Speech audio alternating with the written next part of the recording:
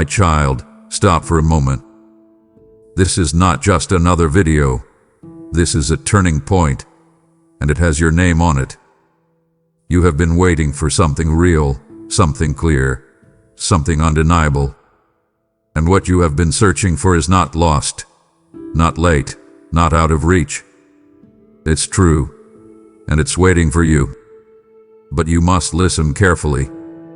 Do not skip ahead. Do not treat this lightly. Stay with me until the very end, because what unfolds in these next moments will confront your doubt, awaken your faith, and position you for what is about to open. This is your confirmation. This is your window. And what you do after hearing this will shape what happens next. My beloved child, come closer and let your heart be still for a moment, because what is happening right now is not random, and it is not small. You may think you simply opened a message. You may think your finger just paused on a screen for no particular reason. But I tell you with the tenderness of a father who sees beyond time, this is not an accident. Before this day ever unfolded, before this hour ever arrived, before you even understood the weight you have been carrying, I knew this moment would come. I watched you wake up today.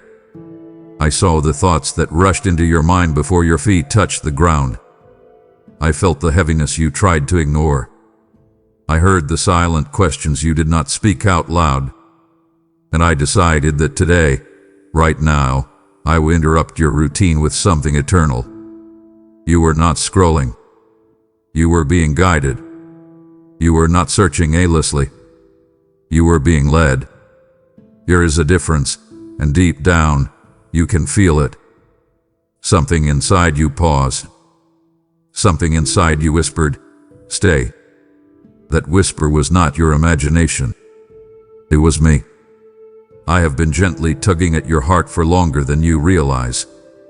In the quiet moments, in the restless nights, in the sudden waves of reflection that came out of nowhere, I have been drawing you toward truth, toward healing, toward something that has been waiting for you with open arms.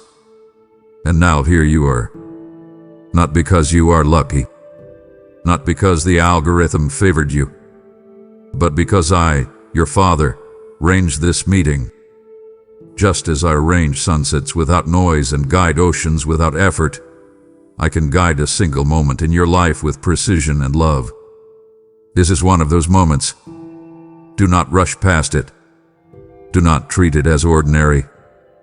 You are standing in something sacred, and your heart knows it.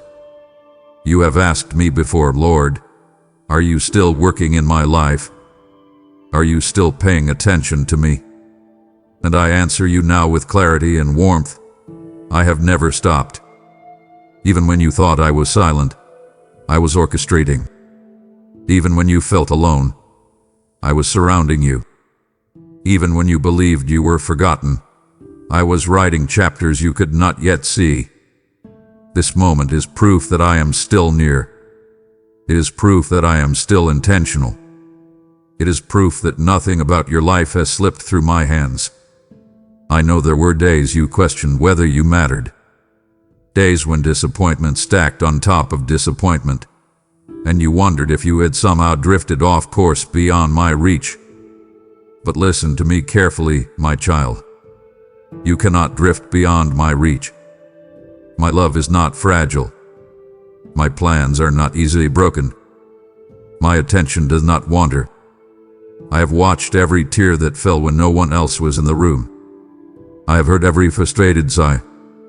I have seen the strength you forced yourself to show when inside you felt like collapsing. And through it all, I have been aligning moments like this one. Small on the outside, eternal on the inside. This is how I work. Quietly, patiently, precisely. I do not always announce my moves with thunder. Sometimes I move with a whisper. Sometimes I step into your life disguised as a pause, a sentence, a sudden stirring in your chest. That stirring you feel right now is not random emotion. It is recognition. your spirit recognizes my voice. Your heart recognizes my presence. That is why you are still reading. That is why you have not walked away. Because deep within you, there is something that knows. This is not an accident. This is an invitation. And what is waiting for you on the other side of this invitation is true, steady, and filled with my love. My beloved child, I know the prayer you have whispered more times than you can count. I know the quiet ache that has followed you into the night. I know the way your heart has cried out, sometimes boldly and sometimes barely breathing, Lord, just give me a sign. You did not always say it with words. Sometimes it came as a sigh. Sometimes as a tear that fell before you even understood why you were crying. Sometimes it came as frustration, as exhaustion, as the deep internal question that would not leave you alone. Are you there? Are you listening? Are you still with me? And I tell you now with fatherly certainty and fierce tenderness, I have heard every single one. Not one prayer dissolve into silence. Not one tear evaporated unnoticed. Not one restless night escaped my awareness. You have been waiting for a sign, and while you were waiting, I was weaving. While you were questioning, I was positioning. While you were doubting, I was designing. This very moment is not an afterthought. It is an answer. You wanted clarity. I am giving you clarity. You wanted confirmation. I am giving you confirmation. You wanted reassurance. I am wrapping you in reassurance. And I say it again so it settles deep within you. This is your sign. Not loud like thunder, not dramatic like lightning, but steady, specific, sacred. I do not always shout. Sometimes I speak softly so you will lean in closer.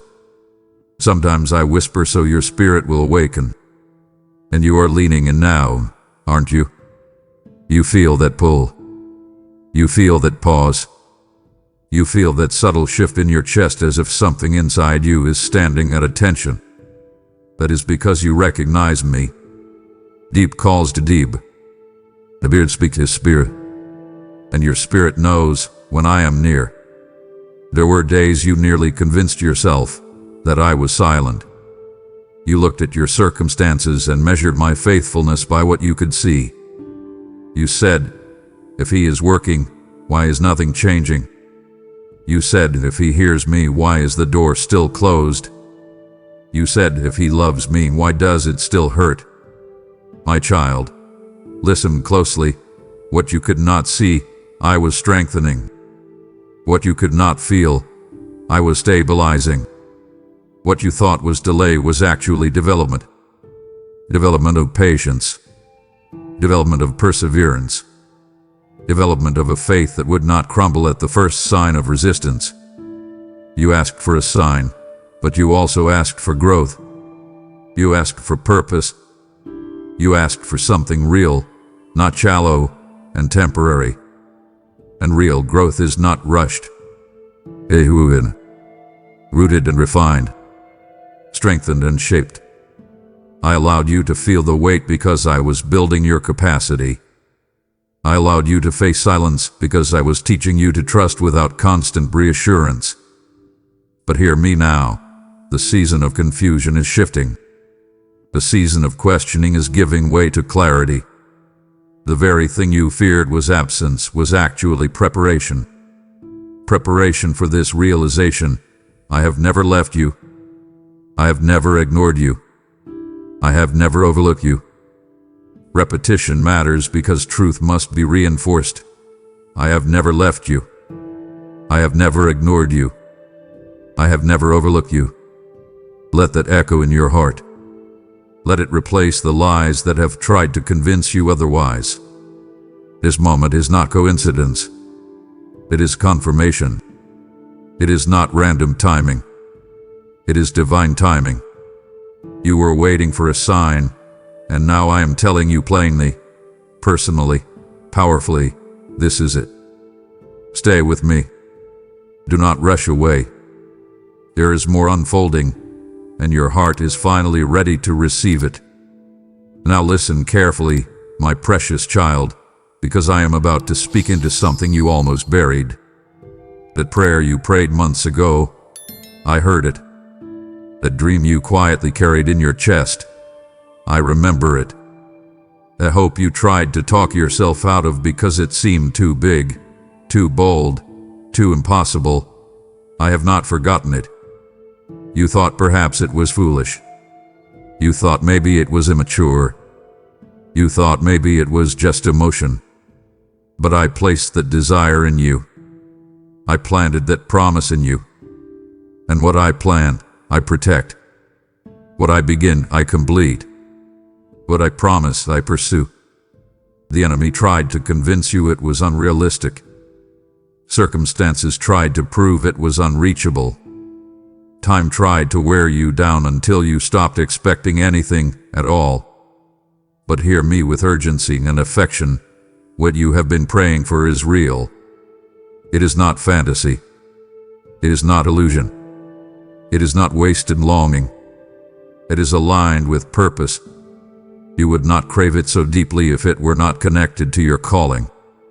I do not tease my children with false hope. I do not awaken desire without intention. I do not stir hunger without preparing provision. There is something waiting for you, not vague, not imaginary, but tangible and timed. You almost gave up on it. You almost said maybe it wasn't meant for me. You almost closed your heart to avoid another disappointment. But you are still here, still hoping, still reading, still listening. And that tells me something beautiful. The ember of faith inside you has not died. It flickered. It struggled. It dimmed. But it did not die. And let me speak to that part of you that fears disappointment more than delay. I know you have been hurt before. I know promises have been broken by people. I know expectations have collapsed without warning. And somewhere along the way, you built a quiet wall around your hope to protect yourself. You told yourself, do not expect too much. Do not believe too deeply. Do not risk being let down again. But I am not like the people who failed you. My integrity is intact. My word is unwavering. My timing is intentional. There is contrast here, and you must see it clearly. Human promises shift, but mine stand. Human timelines falter, but mine fulfill. Human strength weakens, but mine sustains. What you have been praying for is not slipping away. It is being shaped. It is being structured. It is being stabilized so that when it arrives, it will not crush you. It will carry you. And yes, there is urgency in my tone because I need you to reopen your heart. Do not let past pain sabotage future blessing. Do not let old wounds dictate new possibilities. The prayer is still active. The promise is still alive. The provision is still in motion. Say it in your spirit even now. It is real. Is real. Is real. Repetition strengthens belief, and belief prepares you to receive. You ask me for something specific. I am not answering you with silence. I am answering you with process. And process always precedes promise fulfilled. Stay steady. Stay softened. Stay surrendered. What you have been praying for is not a fantasy waiting to fade. It is a reality waiting to unfold. My beloved child, I know how it felt when that door shut. I know the sound it made in your spirit. It echoed, didn't it? It echoed like finality, like failure, like a firm and frightening no. You stood there staring at what you thought was your only way forward, and when it closed, something inside you whispered, that was it. I missed it. It's over. And you tried to be strong. You tried to say, it's fine. I'll move on. But in the quiet, you questioned everything. You question your timing. You question your decisions. You even question me. Lord, if this was from you, why did it close? My child, listen carefully now, because this is truth wrapped in tenderness. The door is not closed in the way you think. What closed was not your destiny. What closed was not your purpose. What closed was not your promise. What closed was a path that could not carry the weight of where I am taking you. There is a difference between a closed door and a canceled calling. There is a difference between a delay and a denial. There is a difference between rejection and redirection. And you must not confuse them. I shut doors to shield you. I shut doors to shape you. I shut doors to save you from smaller stories when I have written something stronger for your life. You saw loss. I saw limitation. You saw the end. I saw exposure. Exposure to something that would have drained you, distracted you, diminished you. I do not close doors casually. I close them carefully. I close them strategically. I close them lovingly. You replay that moment sometimes, don't you? You think, if only I had said this. If only I had done that. If only I had tried harder. My child, release the if only. It is heavy. It is harmful. It is hollow. A door did not close because you failed. It closed because I intervened. There were conversations you were not meant to overhear. There were compromises you were not meant to make. There were pressures you were not built to carry in that season. I was protecting your peace, protecting your purity, protecting your potential. You could not see the full corridor behind that door, but I could. I saw the stress. I saw the strain. I saw the subtle erosion of your joy that would have happened slowly, quietly, dangerously. So I allowed the closure. Not to crush you, but to correct your course. Not to punish you, but to position you. This is contrast, and I want you to feel it clearly. What felt like restriction was actually rescue. What felt like confinement was actually care. What felt like abandonment was actually alignment. And yes, I know you cried. I know you wondered if I was against you. But I was never against you. I was always for you. Always for you. Always for you.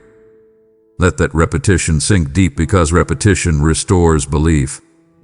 I do not close doors to confuse my children. I close them to clarify direction. And if it closed, it means I have something better constructed, better timed, better suited for who you are becoming. Do not stand in front of a closed door begging it to reopen when I am gently turning your shoulders toward something new. Lift your eyes. There is another entrance. There is another opportunity. There is another opening. And this time, it will not string you. It will sustain you. But here is where I need you to trust me more deeply than before. Closed doors test trust. They test your theology. They test your understanding of my character. It is easy to pray with the openitu. It is harder to trust when things shut suddenly.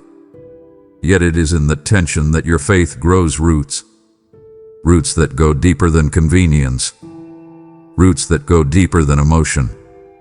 Roots that anchor you when life shakes. I am not late. I am not careless. I am not confused about your future. If something ended, it ended with my awareness. If something stopped, it stopped under my supervision. And that means you are not stranded. You are steered. You are not abandoned. You are adjusted. You are not overlooked. You are overseen. Do not measure my faithfulness by access. Measure it by protection. Measure it by preservation.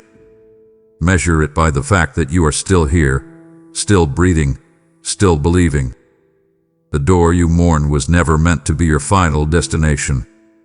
It was a hallway. and the hallways are temporary. Do not build your identity in a hallway. Keep walking. Keep trusting. Keep listening. Because what is ahead of you will not require you to beg. It will not require you to shrink. It will not require you to betray your peace. The door is not closed, my child. It is being replaced.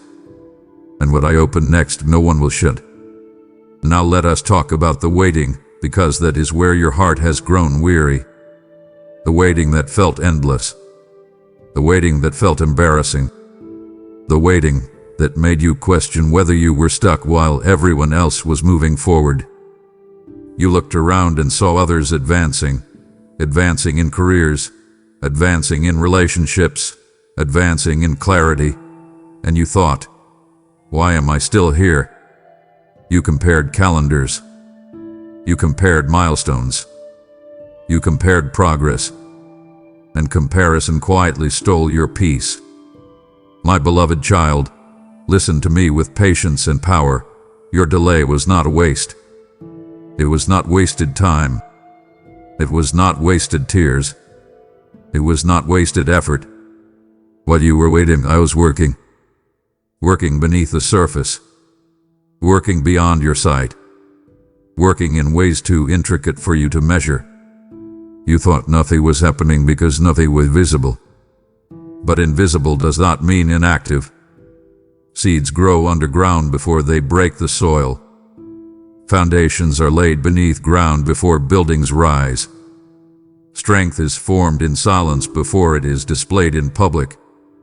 You were not stagnant. You were strengthening. You were not falling behind. You were being built. Built quietly. Built carefully. Built completely. I allowed the delay because haste would have harmed you. If I had given you everything when you first asked, you would not have had the endurance to steward it. You would not have had the maturity to manage it. You would not have had the discernment to protect it. And I love you too much to give you something that could destroy you simply because you were impatient. Delay is not denial. It is development. Say that in your heart. Delay is not denial. It is development. Development of character. Development of clarity. Development of courage. You learned how to pray differently in the waiting. You learned how to rely on me more honestly in the waiting. You learned that your identity cannot be built on immediate results. That lesson is priceless. Priceless. Priceless. Do you see the exaggeration in that word? It is intentional because the value of what you gained cannot be calculated. You gained depth. You gained resilience. You gained a steadiness that a pause cannot create. And yes, it was uncomfortable. Yes, it stressed you. Yes, it sometimes made you doubt your direction. But stretching is not breaking. Stretching is strengthening. I was expanding your capacity. Expanding your faith.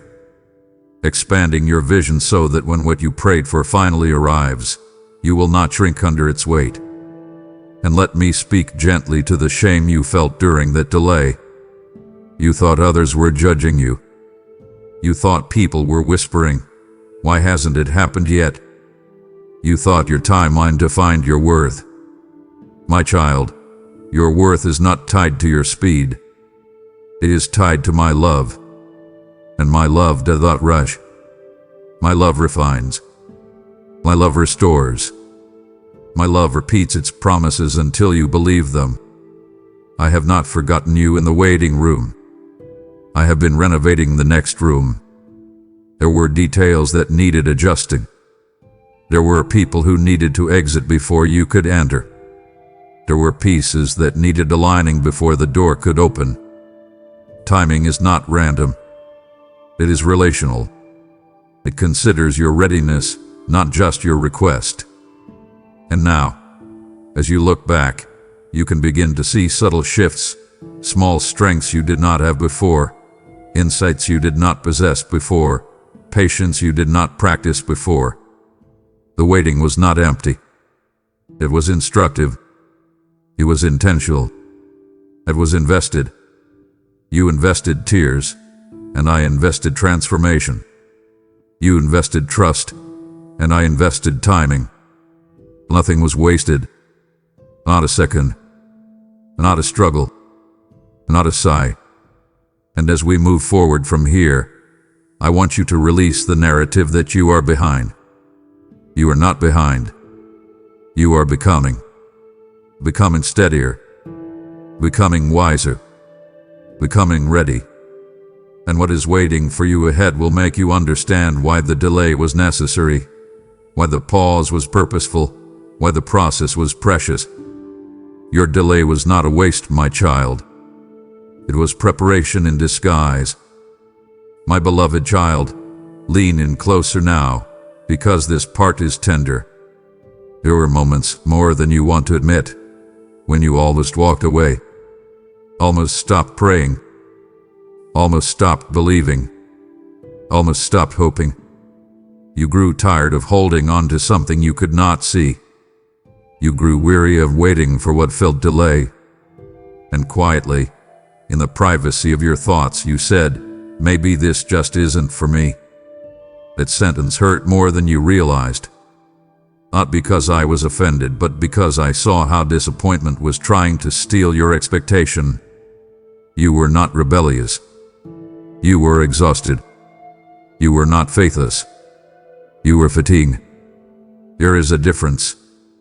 Fatigue whispers lies that faith would never agree with if it were fully rested. You began to scroll through life instead of stand firm in it. You began to distract yourself instead of direct your heart toward me. You almost numbed yourself to protect yourself. And yet, here you are, still listening, still leaning, still lingering. That alone tells me something powerful. Your faith flickered, but it did not fail. It bent, but it did not break. It trembled, but it did not terminate. Repetition matters because I need you to see it clearly. You almost missed this, but you didn't. You almost shut down your hope, but you didn't. You almost let cynicism harden your heart, but you didn't. There was something in you, small but stubborn, that refused to completely let go. That something was the seed I planted in you long ago. There were subtle crossroads you did not even recognize at the time. Small decisions that carried significant weight. Moments when you could have chosen bitterness, but chose silence instead. Moments when you could have chosen anger, but chose restraint instead. Moments when you could have chosen apathy, but chose to pray one more time instead. Those instead moments matter. They were quiet victories. Quiet but critical. Quiet but catalytic. You may not have celebrated them, but heaven recorded them. You may not have applauded yourself, but angels witnessed your endurance. You thought the battle was about circumstances, but it was about your heart. Would you close it? Or would you keep it open, even if just slightly? And you kept it open. Just enough for me to keep working. Just enough for my spirit to keep whispering. Just enough for this moment to find you. My child, understand this contrast clearly. Missing this was possible, but surrender kept you aligned. Giving up was tempting, but persistence preserved you.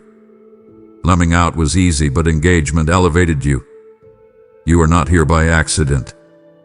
You are here because in the middle of fatigue, you still chose to respond. And that response, however small, created a pathway for what I am about to unfold in your life. Do not minimize that. Do not dismiss that. Do not downplay the power of staying when it would have been easier to step away. Staying matters. Standing matters. Showing up matters. You almost missed this, but your spirit stayed awake enough to receive it. And now that you are here, I want you fully present. No half-hearted listening. No guarded reception. This is not just information. It is intervention. It is alignment. is appointment. And the fact that you did not walk away when it would have been simple to do so tells me you are more ready than you think. But let me circle back gently, because this is important. The enemy tried to exhaust you into indifference. He tried to make you so tired that you would stop caring, stop expecting, stop engaging. Indifference is dangerous because it masquerades as peace. But it is not peace. It is quiet surrender to disappointment. And you were dangerously close to that place. You began to say, whatever happens, happens, not out of trust, but out of emotional self-protection. Yet even then, I did not leave you. I kept stirring. I kept nudging. I kept interrupting your resignation with reminders of who you are and whose you are. I would not let you drift into spiritual sleep. Because what is ahead of you requires wakefulness. It requires willingness. It requires responsiveness. And so I allowed certain tensions to remain just uncomfortable enough that you would not fully disengage. The discomfort was not cruelty.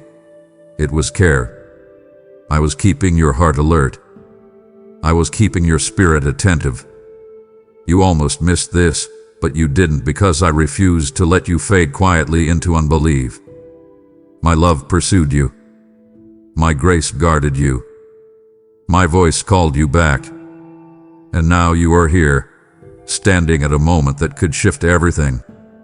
You see how close you were. You see how protected you have been. Take a breath and acknowledge it. You were preserved for this. Preserved through pressure. Preserved through pain. Preserved through perseverance. And because you stayed, even imperfectly, you are positioned to receive what is coming next. And now, my precious child, because you did not miss this moment, I must speak with urgency. Not fear, not force, but loving urgency. There are times in life when hesitation costs more than failure. There are moments when delay diminishes destiny. And this is one of those moments. Open your heart quickly. Do not overanalyze what you feel stirring inside you right now. Do not rationalize it away. Do not suppress it because you are afraid of being vulnerable again. Vulnerability is not weakness in my kingdom. It is willingness. And willingness unlocks wonder. I am not asking you to understand everything. I am asking you to trust me enough to respond. When you sense my peace, receive it quickly. When you feel conviction, respond to it quickly. When you recognize truth, embrace it quickly. There is momentum building around you. Momentum. And momentum must be matched with movement. If you hesitate too long, doubt begins to speak louder. If you delay too long, distraction begins to dominate. I need your heart open. Not partially, not cautiously, but completely. Open to healing. Open to correction. Open to calling. Open to change. You have guarded yourself long enough. You have analyzed every outcome long enough. You have braced for disappointment long enough. Now I am asking you to release the brace and receive the blessing. You fear opening your heart because you have been hurt before. I understand that. You opened it to people who mishandled it. You trusted voices that misled it. You invested emotion where there was no integrity. And so you learned to protect yourself with caution. The caution can quietly become confinement. Walls built for safety can eventually block joy. And I do not want you confined by self-protection when I am calling you into expansion. This is contrast again. Protection is wise, but perpetual guardedness is limiting.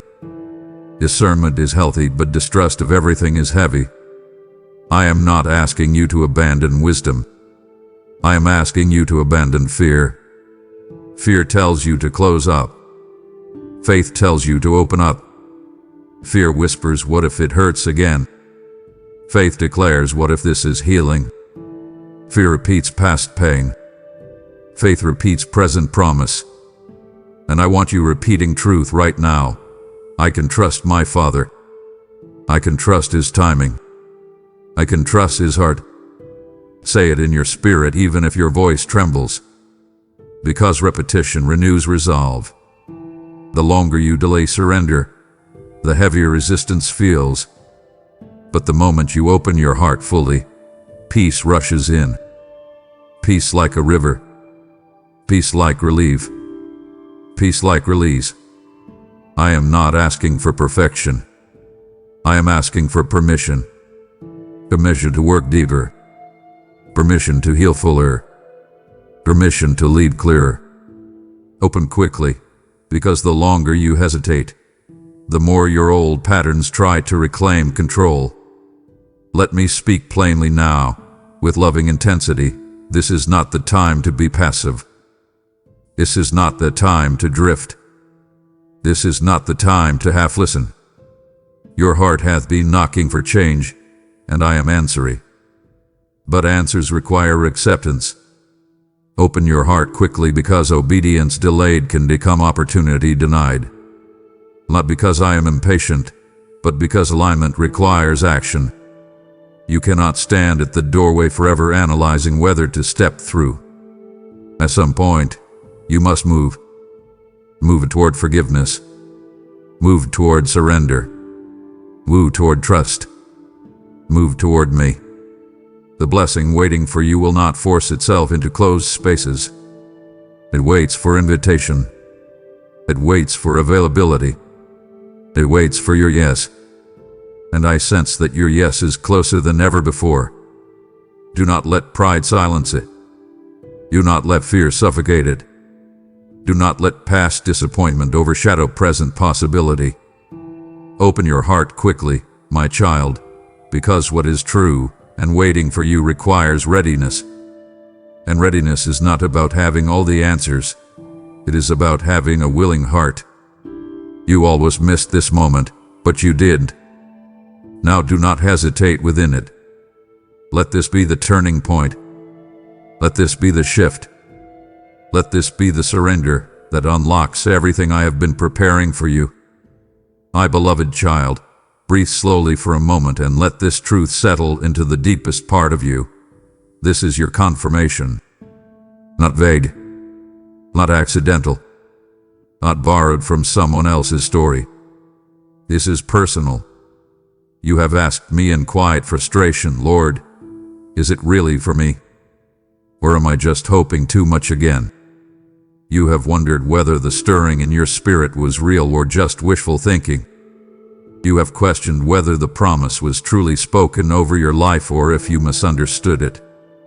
I have watched you wrestle with that uncertainty.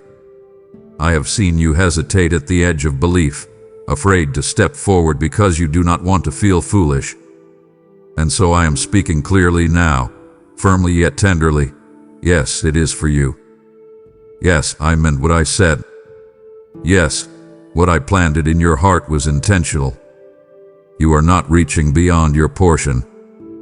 You are not desiring something that belongs to someone else. You are not dreaming outside of my design. The enemy tried to blur your vision with doubt, whispering, "That's not for you.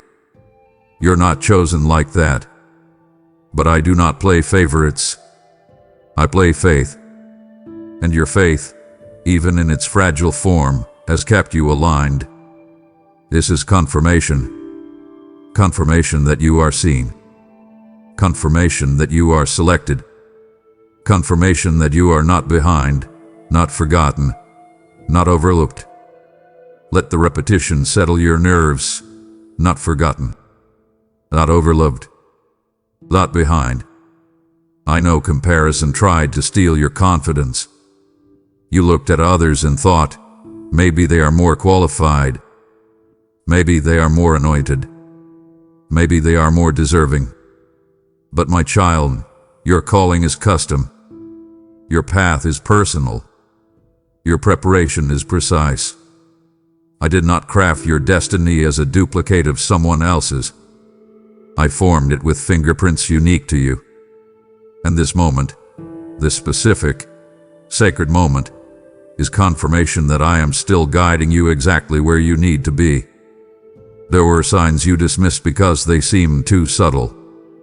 Little nudges, repeated themes, doors that opened briefly and then paused, conversations that echoed the same message from different directions. You called them coincidence, but I called them coordination.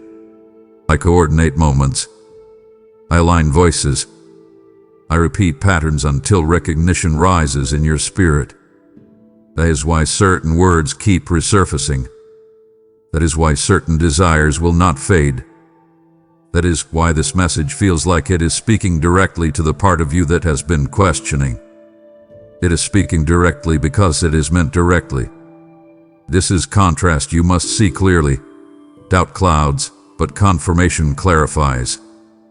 Fear confuses, but faith focuses. Anxiety amplifies what if, but my voice amplifies what is. And what is true right now is this: I am not silent about your life. I am not indifferent about your journey. I am not careless about your future. This is confirmation that I have been involved all along. Confirmation that what you sensed was not imagination. Confirmation that what you hoped for was not foolishness. I am reinforcing it because repetition roots truth deeper. I am reinforcing it because your heart has been battered by uncertainty. Let the words settle like steady rain over dry ground. Let them wash away the residue of self-doubt. You are not stretching beyond grace. You are stepping into it. This is your confirmation, and I need you to receive it fully, not partially. Do not nod politely and then retreat back into skepticism. Receive it. Absorb it. Allow it to change how you walk from this moment forward. Now listen carefully, because confirmation requires courage. When I confirm something in your spirit, it often means movement is next. And movement can feel intimidating. Once you know something is real, you can no longer pretend it isn't. Once you know a promise belongs to you, you can no longer hide behind false humility. False humility says, "It's probably not for me." True humility says, "If my Father said it, I will receive it." I am calling you into that true humility now. Receive what I have spoken.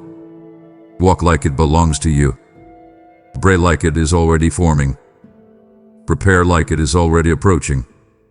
Do not shrink back because you fear disappointment.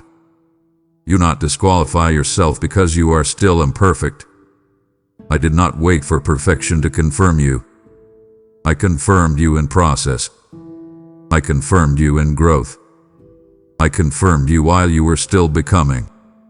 And if you look back, you will see the breadcrumbs of my faithfulness scattered along your path. Moments that made no sense at the time but now reveal alignment. Encounters that seemed random but now reveal arrangement. You are not guessing your way through life. You are guided. You are covered. You are called. This is your confirmation, my child. And as we continue, I want you carrying this certainty in your spirit like a shield. Not arrogance, but assurance. Not pride, but peace.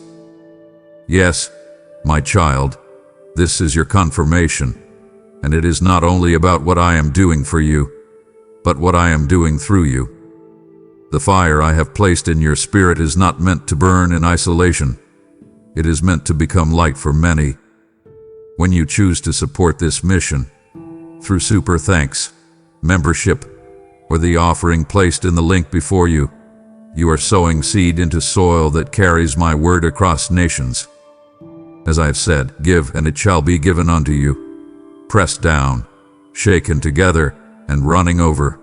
And I speak that promise over you now as living truth. This is not a transaction. It is participation in harvest. Every gift becomes oil in the lamp, ensuring that the light does not dim for the one who is still praying for confirmation like you once were. I am inviting you into this divine partnership because what you release becomes river, and rivers reach places you may never see. Do not delay in doubt. This is a sacred moment of alignment. Step forward now, so boldly, and watch me multiply what you place in my hands. And now that you have heard confirmation, we must confront something that has quietly undermined you for years. Out about your worth. My beloved, you have been your own harshest critic. You have replayed mistakes long after I forgave them. You have measured yourself against unrealistic standards. You have allowed the voice of shame to sit louder in your mind than the voice of grace. And I need you to stop. Stop doubting your worth. Stop diminishing your value. Stop rehearsing your failures as if they define you. I did not create you casually. I did not design you carelessly. I did not breathe life into you as an experiment. You were intentional. Intentional in design. Intentional in timing. Intentional in calling. When you say, "I'm not enough," you are arguing with my craftsmanship. When you say, "I don't deserve this," you are misunderstanding my mercy. Worth is not earned by flawless performance. Worth is established by relationship. And you are mine. That is your worth. Not your resume. Not your reputation. Not your recent track record. You are mine. Repeat it quietly. I am his. I am his. I am his. Let repetition rewire the lies you have entertained. Because the enemy thrives on exaggeration, exaggerating your flaws, exaggerating your failures, exaggerating your fears. But I will use holy exaggeration now to counter it. You are deeply loved. You are fiercely protected. You are deliberately chosen. Not lightly loved. Not barely tolerated. Deeply. Fiercely. Deliberately. You have allowed past mistakes to cast long shadows over your present. You think that because you stumbled, you are disqualified. Because you hesitated, you are less holy. Because you struggle, you are less worthy. But my child, struggle does not strip sunshine. Weakness does not cancel worth. Growth does not require perfection. It requires honesty. And you have been honest in your pain. Honest in your prayers. Honest in your longing to do better. That honesty matters to me more than flawless performance ever could. You think I am standing over you with disappointment. But I am standing beside you with compassion. I am not telling your errors, I am transforming your heart. You may look at your life and see gaps. I look at your life and see growth. You may see inconsistency. I see resilience. You may see imperfection. I see progress. This contrast matters because perception shapes posture. If you perceive yourself as unworthy, you will posture yourself small. But if you perceive yourself as loved, you will stand steady. I want you standing steady, not in arrogance but in assurance, not in ego but in identity. Identity anchored in the truth that you are not trying to earn my affection. You already have it. Let me circle back to something subtle but powerful. Every time you shrink back from opportunity because you feel inadequate, you are responding to a lie. Every time you downplay your gifts because you fear standing out, you are responding to a lie.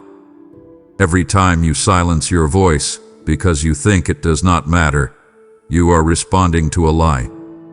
And I need you to recognize the pattern so you can break it. Doubt hath been disciplining you, training you to step aside instead of step forward. But I am retraining you now. I am reminding you that I equip who I call. I strengthen who I send. I sustain who I assign. You are not stepping into your future alone. You are stepping into it accompanied by my spirit, accompanied by my grace, accompanied by my power. So stop doubting your worth as if your value fluctuates with your feelings. Your worth is fixed in love, fixed in covenant, fixed in my heart. And as we continue this journey together, I want you walking differently, not with inflated ego, but with quiet confidence. Confidence that says, if my Father has confirmed me, I will not condemn myself. Confidence that says, if He calls me worthy, I will not argue. Stop doubting your worth, my child, because what is waiting for you requires you to believe that you belong there. My beloved child, now that we have confronted your worth, we must step even deeper into truth. Not surface truth, not motivational phrases, the unshakable, undeniable, unchanging truth. The kind of truth that does not bend when your feelings bend. The kind of truth that does not disappear when circumstances shift. The truth about you has been waiting beneath layers of disappointment, waiting beneath repeated failure, waiting beneath the noise of other voices that tried to define you. You have listened to many voices, voices of comparison, voices of criticism, voices of culture, voices of your own insecurity. And slowly, subtly, those voices tried to rewrite your identity. They whispered, you are too late. You are too flawed. You are too ordinary. And over time, repetition made those lies feel familiar. But familiarity does not equal truth. Just because a lie is loud does not mean it is legitimate. Just because doubt is repeated does not mean it is right. The truth hath been waiting quietly beneath the noise, patiently waiting for you to return to it. And I am bringing you back now. The truth is simple, yet powerful. You are chosen. You are called. You are capable. You are not an accident drifting through random days. You are not a mistake trying to survive.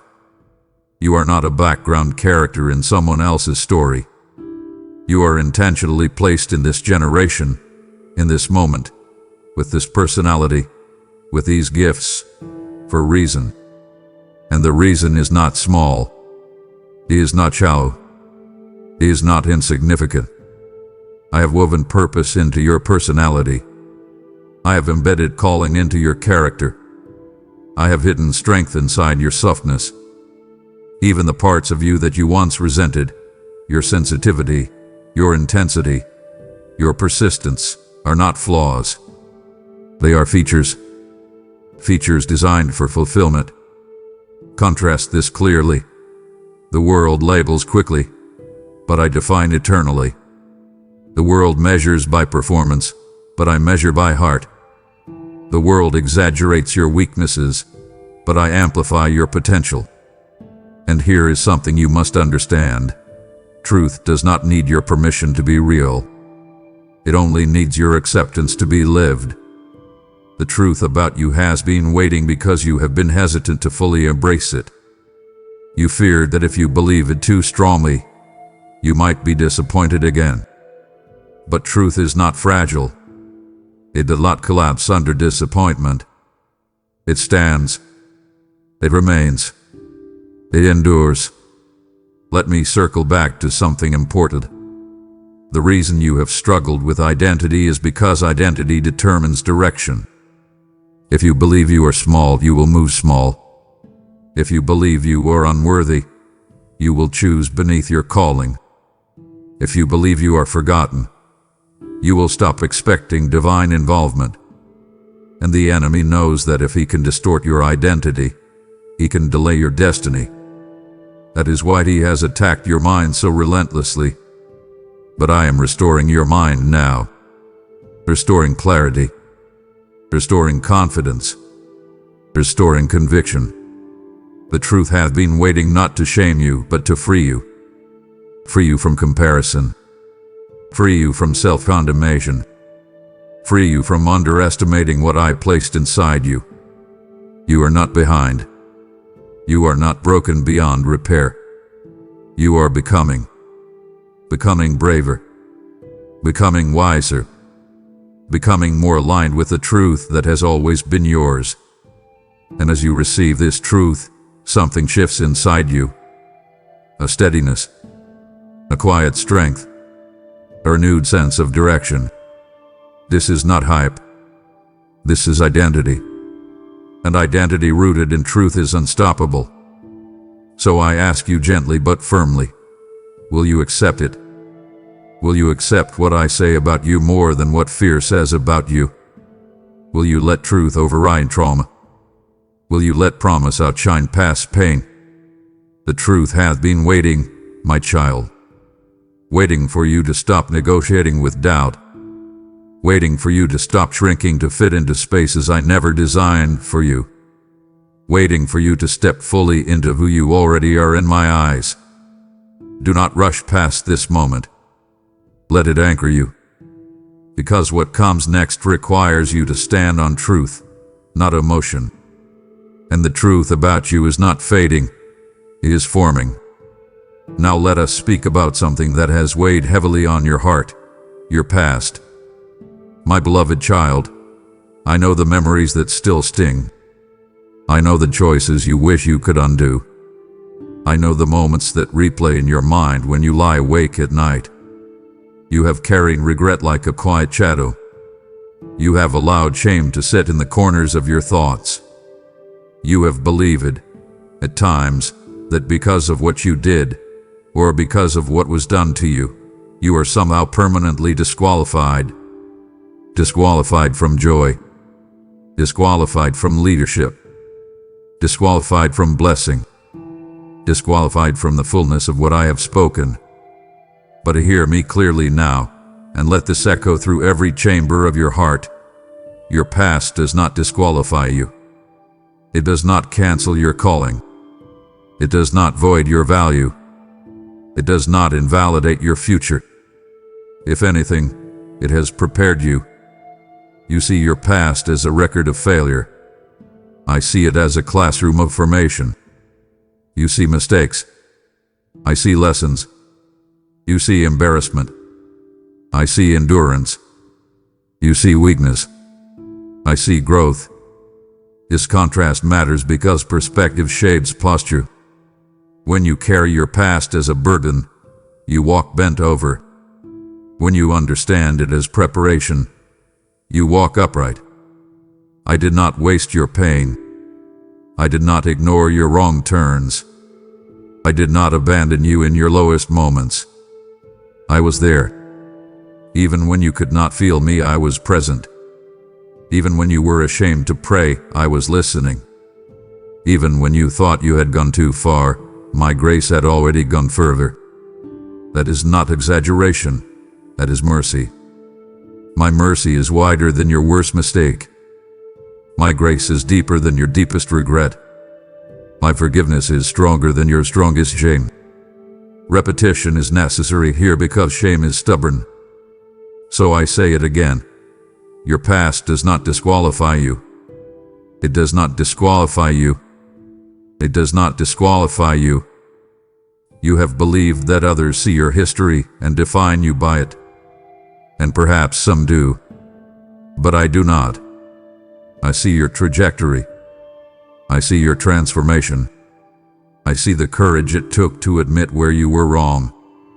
I see the humility it took to begin again. I see the quiet prayers you prayed asking for another chance. And I answered those prayers long before you felt worthy of the answer.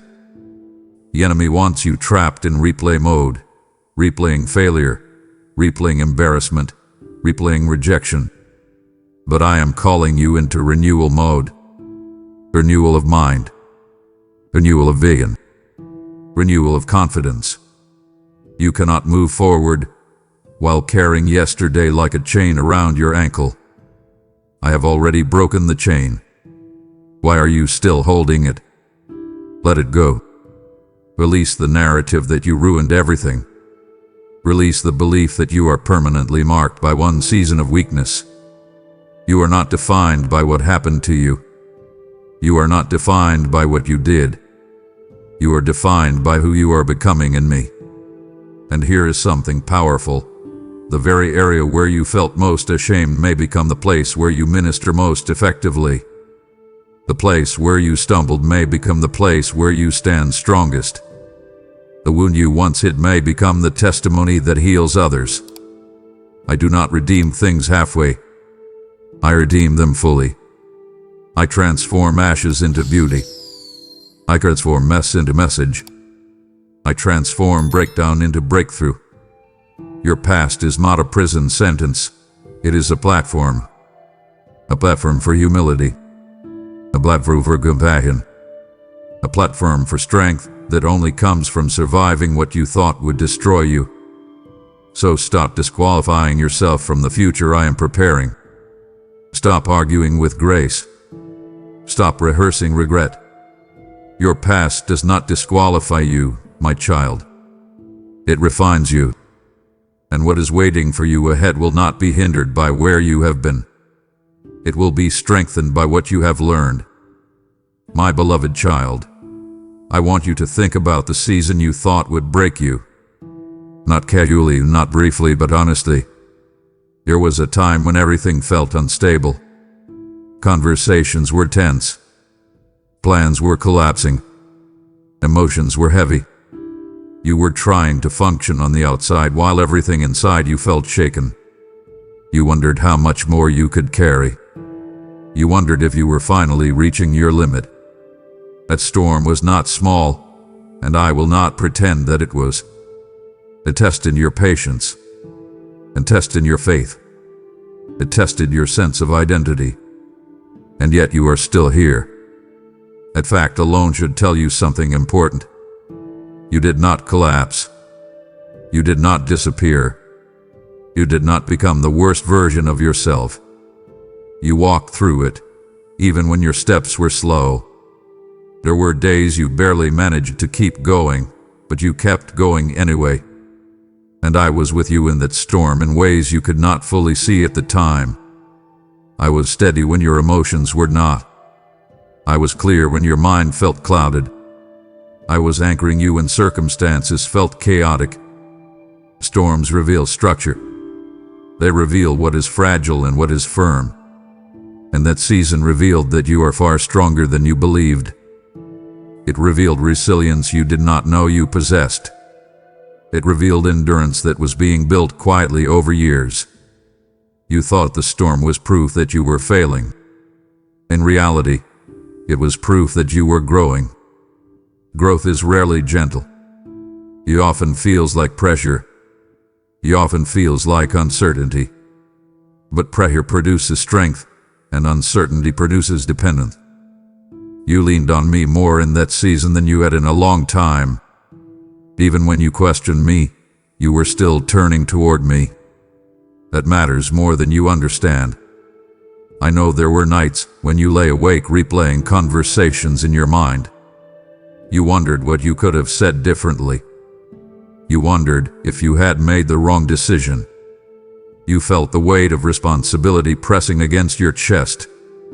It was exhausting. There were moments when you tried to distract yourself just to stop thinking. You smiled for others because you did not want to explain what you were carrying. You tried to be composed, but inside you felt shaken. I saw all of it. I saw the quiet tears. I saw the forced composure. I saw the internal battle between hope and fear. The storm did not surprise me. I did not step back when it started. I did not abandon you to figure it out alone. I allowed certain winds to blow because they were loosening things that needed to leave your life. There were attachments that were not healthy. There were expectations that were not aligned with who you are becoming. There were dependencies that would have limited you later. The storm stripped some of those away. That stripping hurt, but it also cleared space. Sometimes what feels like destruction is actually preparation. When trees are pruned, it looks harsh, but it allows for stronger growth. When foundations are reinforced, walls are shaken temporarily. You were not being punished. You were being prepared. That distinction is important because punishment carries shame, but preparation carries purpose. You walked out of that storm with more clarity than you had before. You saw patterns you had ignored. You recognized strengths you had underestimated. You developed boundaries you had been afraid to set. None of that was accidental. Now that the winds have settled, I want you to look at yourself differently. The storm did not destroy you. It developed you. It did not erase you. It refined you. It did not weaken you. It revealed you. There is a steadiness in you now that was not there before. You are less easily shaken by other people's opinions. You are more careful with your energy. You are more intentional with your time. You have learned that peace is precious. That lesson alone is invaluable. I know you would not choose to relive that season, but you cannot deny that you came through it with deeper understanding. You are not as fragile as you once thought. You are not as easily overwhelmed. You have perspective now. That perspective will serve you in what is coming next. The next chapter requires someone who has survived pressure without becoming bitter. It requires someone who has faced uncertainty without abandoning faith. It requires someone who understands that storms pass, and you understand that now. So do not resent that season. Do not label it as wasted pain. It was a refining fire, not a destructive one. You walked through it and came out more aware, more grounded, more capable. That is not loss. That is growth. And I am proud of how you endured it. Now I want you to pay attention to what you are sensing lately. There has been a subtle change, hasn't there? A feeling that something is different, even if you cannot fully explain it. You wake up some mornings with a slightly clearer mind. You feel less attached to what used to consume you. Certain worries that once dominated your thoughts have lost some of their grip. It is not dramatic. It is not loud. It is gradual. But it is real. Something is shifting. And that shift is not random. It is the result of everything we have been walking through together. Growth often feels invisible until one day you notice you are responding differently. A comment that would have triggered you months ago now rolls off more easily. A delay that would have caused panic now feels manageable. A conversation that once would have intimidated you now feels navigable. These are signs. Not flashy signs, but meaningful ones. They are evidence that your internal landscape is changing. You are not the same person you were at the beginning of this journey. You have more awareness. You have more discernment. You have more emotional steadiness. Those changes did not happen overnight.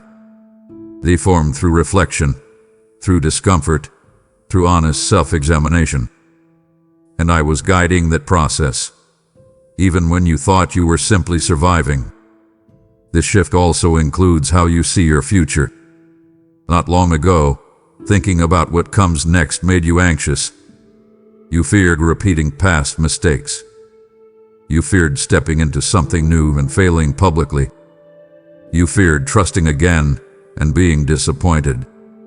But recently, there has been a quiet courage forming in you. You have started to consider possibilities without immediately dismissing them. You have allowed yourself to imagine better outcomes. That is not naive optimism. That is healing perspective. When healing begins, imagination returns. When fear loosens, creativity breathes again. You are starting to think differently about what is possible. That mental shift matters because mindset influences movement. If you believe nothing will change, you stop preparing. But when you sense that change is near, you begin to align your habits accordingly.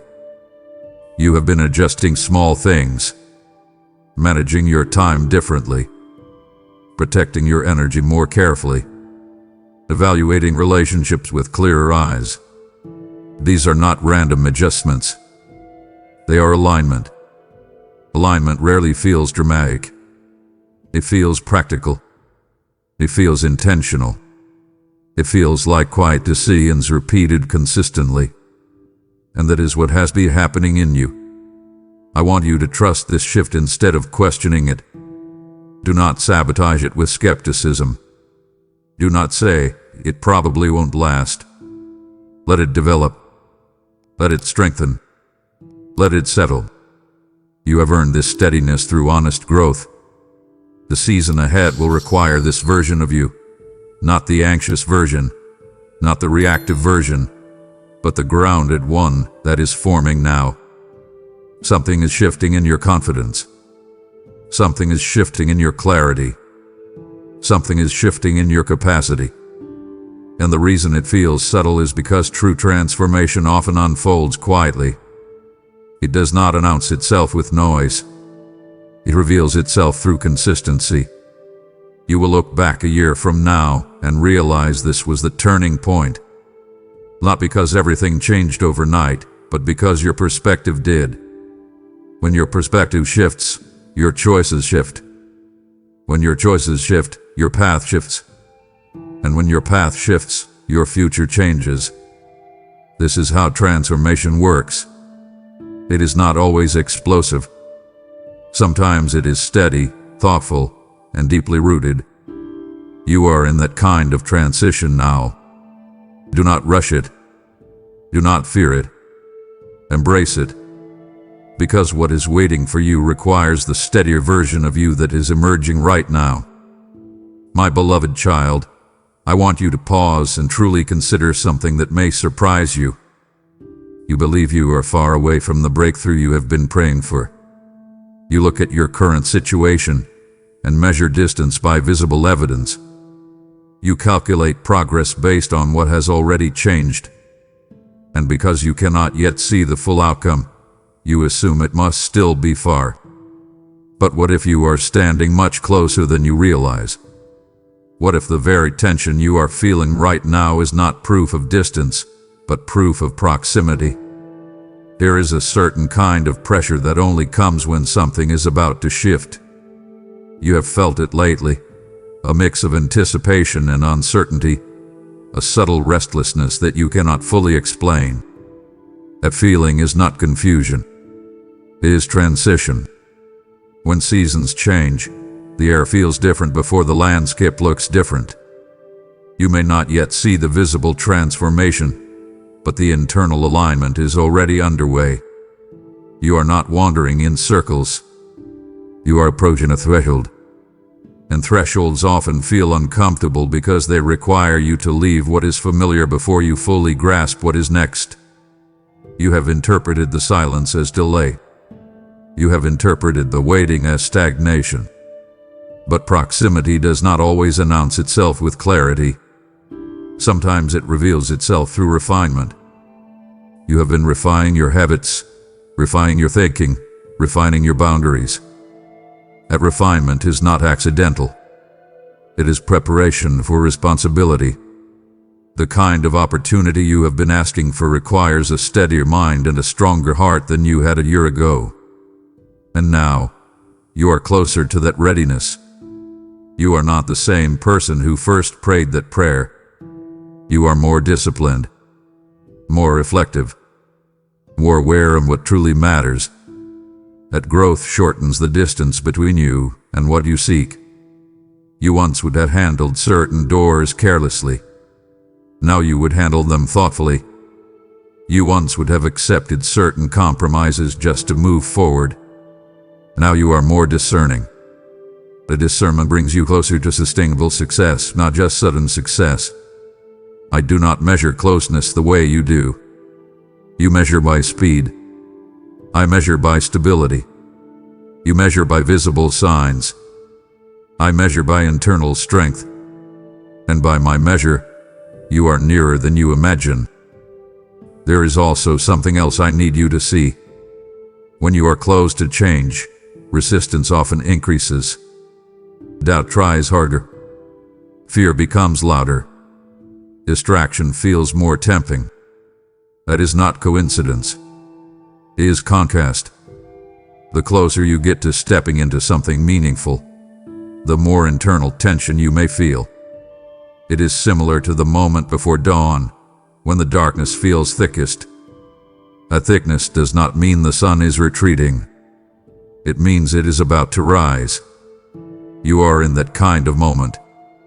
Do not mistake heightened emotion for failure. Do not mistake discomfort for defeat. You are adjusting to a new level of responsibility. You are stretching into a new dimension of growth.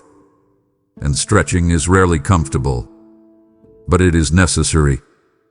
If you were not close, you would not feel this mixture of nerves and anticipation. If nothing were shifting, you would feel numb.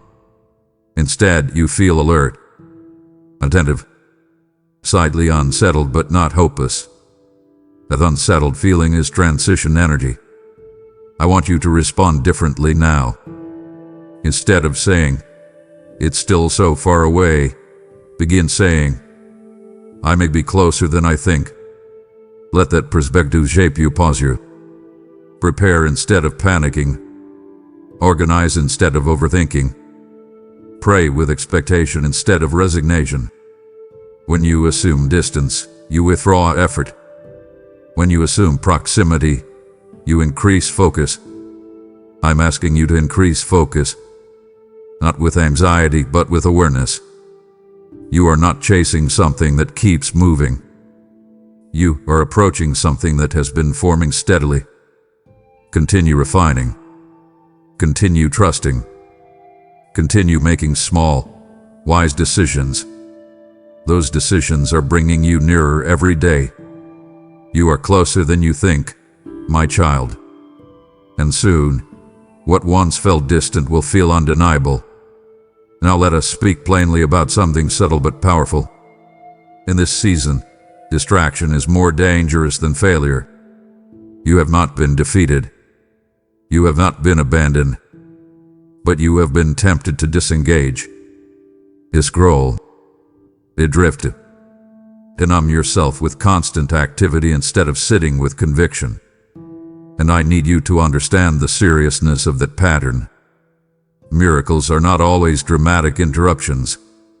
Sometimes they are quiet invitations. Invitations that require attention. If you are constantly moving from one thought to the next, from one screen to the next, from one distraction to the next, you risk missing the subtle guidance that would change everything. I am not speaking about a single message or a single moment. I am speaking about the posture of awareness. Your life is not meant to be lived on autopilot. It is meant to be lived intentionally. There are opportunities forming around you that require discernment, not distraction. You have noticed how easy it is to avoid reflection. When something uncomfortable surfaces, you reach for noise. When conviction stirs, you reach for distraction. It feels safer to stay busy than to sit still. But stillness is where clarity grows. When you rush from one thing to another, you dull your sensitivity to my voice. I do not shout over noise. I speak in clarity that is best heard in calmness. This is not about guilt. It is about awareness. You are standing at a point in your life where small choices carry significant consequences. The people you invest in, the habits you reinforce, the boundaries you establish. These are not trivial decisions. They are building blocks. And if you move carelessly, you may overlook something important. Not because I withheld it, but because you were not attentive enough to notice it. A miracle is often a moment of alignment, a conversation at the right time, a decision made with clarity, a step taken in obedience even when it feels uncertain. Those moments require presence. I know your mind is often crowded. Responsibilities, expectations, unanswered questions. It is easier to drown them out than to confront them. But avoidance delays clarity, and clarity is essential in this season. I am not asking you to isolate yourself from life. I am asking you to engage with it more consciously. When something tugs at your heart, do not ignore it. When you sense the need to adjust a habit, do not postpone it. When you feel prompted to reach out to someone or withdraw from something, Pay attention. That subtle guidance is how miracles unfold in ordinary days. They are not always accompanied by dramatic signs. They are often hidden inside small decisions that compound over time. Do not scroll past what matters. Do not scroll past conviction.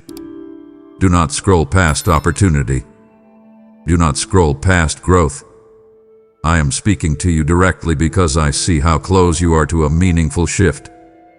But meaningful shifts require mindful engagement. Stay present in your own life. Notice patterns. Notice nudges. Notice repeated theme. Those are not random. They are signals. You are not meant to drift through this season. You are meant to move through it with intention. What is waiting for you does not need frantic effort. It needs focused awareness. So slow down enough to recognize it. Stay attentive enough to respond. Because sometimes the miracle is not something that arrives from the outside. Sometimes it is something that awakens within you when you finally stop scrolling and start listening. My beloved child, I want you to understand something that will steady your heart. You have not been wandering through random seasons. You have not been stumbling through meaningless experiences. I have been preparing you. Quietly. Intentionally. Patiently. There were skills you developed that you did not even realize were necessary. There were conversations that sharpened your discernment. There were disappointments that deepened your emotional intelligence. Even the frustrations that seemed unnecessary were shaping your endurance. Preparation rarely feels glamorous. It often feels inconvenient. It feels repetitive. It feels unnoticed. But it is foundational. And foundations matter more than applause ever will. Think about who you were 5 years ago. Think about how you responded to stress, how you handled conflict, how you processed uncertainty. You are not that same person now. You are more measured in your reactions. You are more thoughtful in your decisions. You have learned that not every opportunity deserves your energy. You have learned that peace is worth protecting. Those lessons did not come from comfort. They came from experience. Experience that stretched you beyond your preferences. I allowed you to face situations that expose your weaknesses, not to shame you, but to strengthen you. There were moments when you were confronted with your own impatience, your own fear, your own pride. Those moments were not punishment. They were refinement. You began to see yourself more honestly. And honesty is the doorway to growth. Preparation also included delays that frustrated you. You asked why certain doors did not open when you were ready. But readiness is not only about desire. It is about capacity. I was expanding your capacity. Expanding your ability to lead without controlling. Expanding your ability to forgive without forgetting wisdom. Expanding your ability to endure without becoming bitter. Those expansions required time. They required repetition of small disciplines. Waking up and choosing responsibility when you did not feel like it. Having difficult conversations instead of avoiding them. Sitting with uncomfortable emotions instead of suppressing them. Those are not dramatic milestones, but they are transformative ones. They build internal structure. An internal structure sustains external success. You may have felt overlooked in seasons where others seemed to advance quickly. But speed without stability is fragile. I have been building stability in you. Stability in your thinking. Stability in your values. Stability in your relationships. You are not being rushed into something you cannot handle. You are being prepared for something you will steward well. That is why certain habits have been surfacing in your awareness lately. You are becoming more intentional about how you spend your time. More selective about who has access to your energy. More conscious of your emotional boundaries. That is preparation in motion. Do not dismiss it as coincidence. Do not underestimate the importance of these adjustments. They are shaping the version of you that will step into what is next with confidence instead of confusion. I have been preparing you, even when you thought you were simply surviving. And because you have allowed yourself to grow, what is ahead will not overwhelm you. It will align with who you have become. I have been preparing you, and preparation always precedes participation. The stability I have built within you is not only for your next season, it is for the souls who will be strengthened because you chose to stand with this work. When you give, you are not losing, you are planting. A seed in my kingdom never dies. It becomes harvest. It becomes bread for the hungry heart. It becomes oil that keeps the flame of truth burning. I told you, as long as the earth remains, seed time and harvest shall not cease, and I am speaking that covenant over your generosity now. This is a divine appointment, not a casual scroll past the moment. The same discipline I formed in you is calling you to act with intention. Super thanks, membership, or the offering in the description becomes a channel through which my word flows further. I will guard what you entrust to me, and I will cause favor to surround you as a shield. Do not hesitate. Step into partnership and let your preparation produce impact now. You have been wondering how much longer you must wait. You have been trying to calculate timing based on visible indicators. But the blessing you are anticipating is not as distant as you imagine. It is not floating in some unreachable future. It is forming within reach. The work you have done internally has shortened the distance between you and what you desire. You are not chasing something that keeps retreating. You are approaching something that has been steadily aligning with your growth. Blessings are not always dramatic events that fall from the sky without warning. Often, they arrive as opportunities that match your maturity. They appear as doors that open because you are finally ready to walk through them responsibly. If I had given you this opportunity earlier, it might have strained you. It might have amplified insecurities you had not yet confronted. But now, you have a steadier foundation. You are more self-aware, more patient, more deliberate. That maturity is what makes the blessing sustainable instead of fleeting. The distance between preparation and provision is smaller than you think. You may not see clear evidence yet, but subtle indicators are already present. Conversations are shifting. Perspectives are expanding. Your internal confidence is strengthening.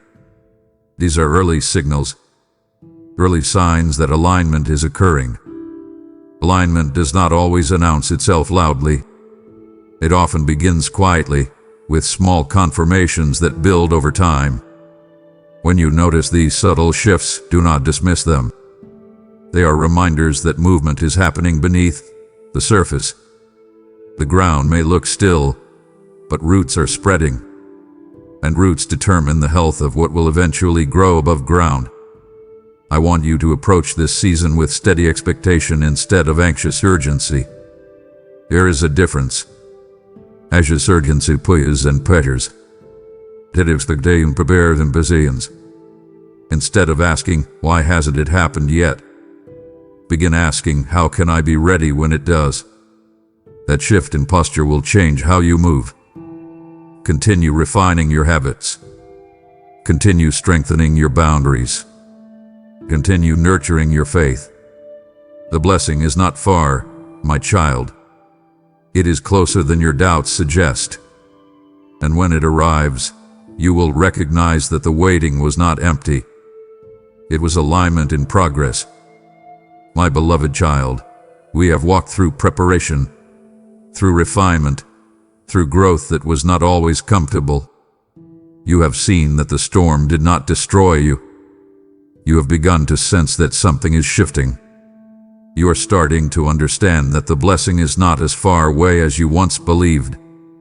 And now we arrive at something that requires your participation. There comes a point in every season of transformation where awareness is not enough. Understanding is not enough. Even preparation is not enough. There must be agreement. There must be a decision that rises from within you. You must say yes, not casually, not reluctantly, but consciously. I will not force you into what I have prepared. I will not override your will. Love does not coerce. It invites. It waits for alignment. You have been asking for change, but change requires consent. You have been praying for direction, but direction requires movement. You have been longing for breakthrough, but breakthrough often begins with surrender. I am not asking you to manufacture certainty. I am asking you to trust me enough to respond. There are areas in your life where you already know what needs to shift. Habits you have tolerated. Boundaries you have avoided. Conversations you have postponed. These are not mysteries to you. They have been gently highlighted in your awareness for weeks, maybe even months. And each time they surfaced, you felt that quiet nudge to adjust, to realign, to choose differently. Saying yes does not always look dramatic. Sometimes it looks like defining something you used to accept. Sometimes it looks like committing to a discipline you once resisted. Sometimes it looks like forgiving someone you have quietly resented. The yes is personal. It is specific. It is practical. There is a reason I am speaking about this now. When preparation meets opportunity, hesitation can delay momentum. You have grown. You have reflected. You have matured. But if you do not act on that growth, it remains theoretical. I want it embodied. I want it lived. There is power in a decided heart. When you say yes to integrity, you strengthen your character. When you say yes to responsibility, you deepen your capacity. When you say yes to trusting me, even without full clarity, you step into alignment that cannot be manufactured through effort alone.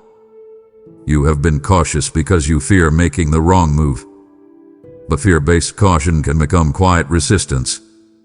You do not need to know every detail of what is coming. You need to know who is guiding you. And I am guiding you. Saying yes also means releasing what no longer serves your growth. There are patterns that have provided temporary comfort but long-term stagnation. There are relationships that have felt familiar but have subtly limited you. There are internal narratives that have kept you small because they were easier than believing in expansion. When you say yes to me, you are also saying no to what holds you back.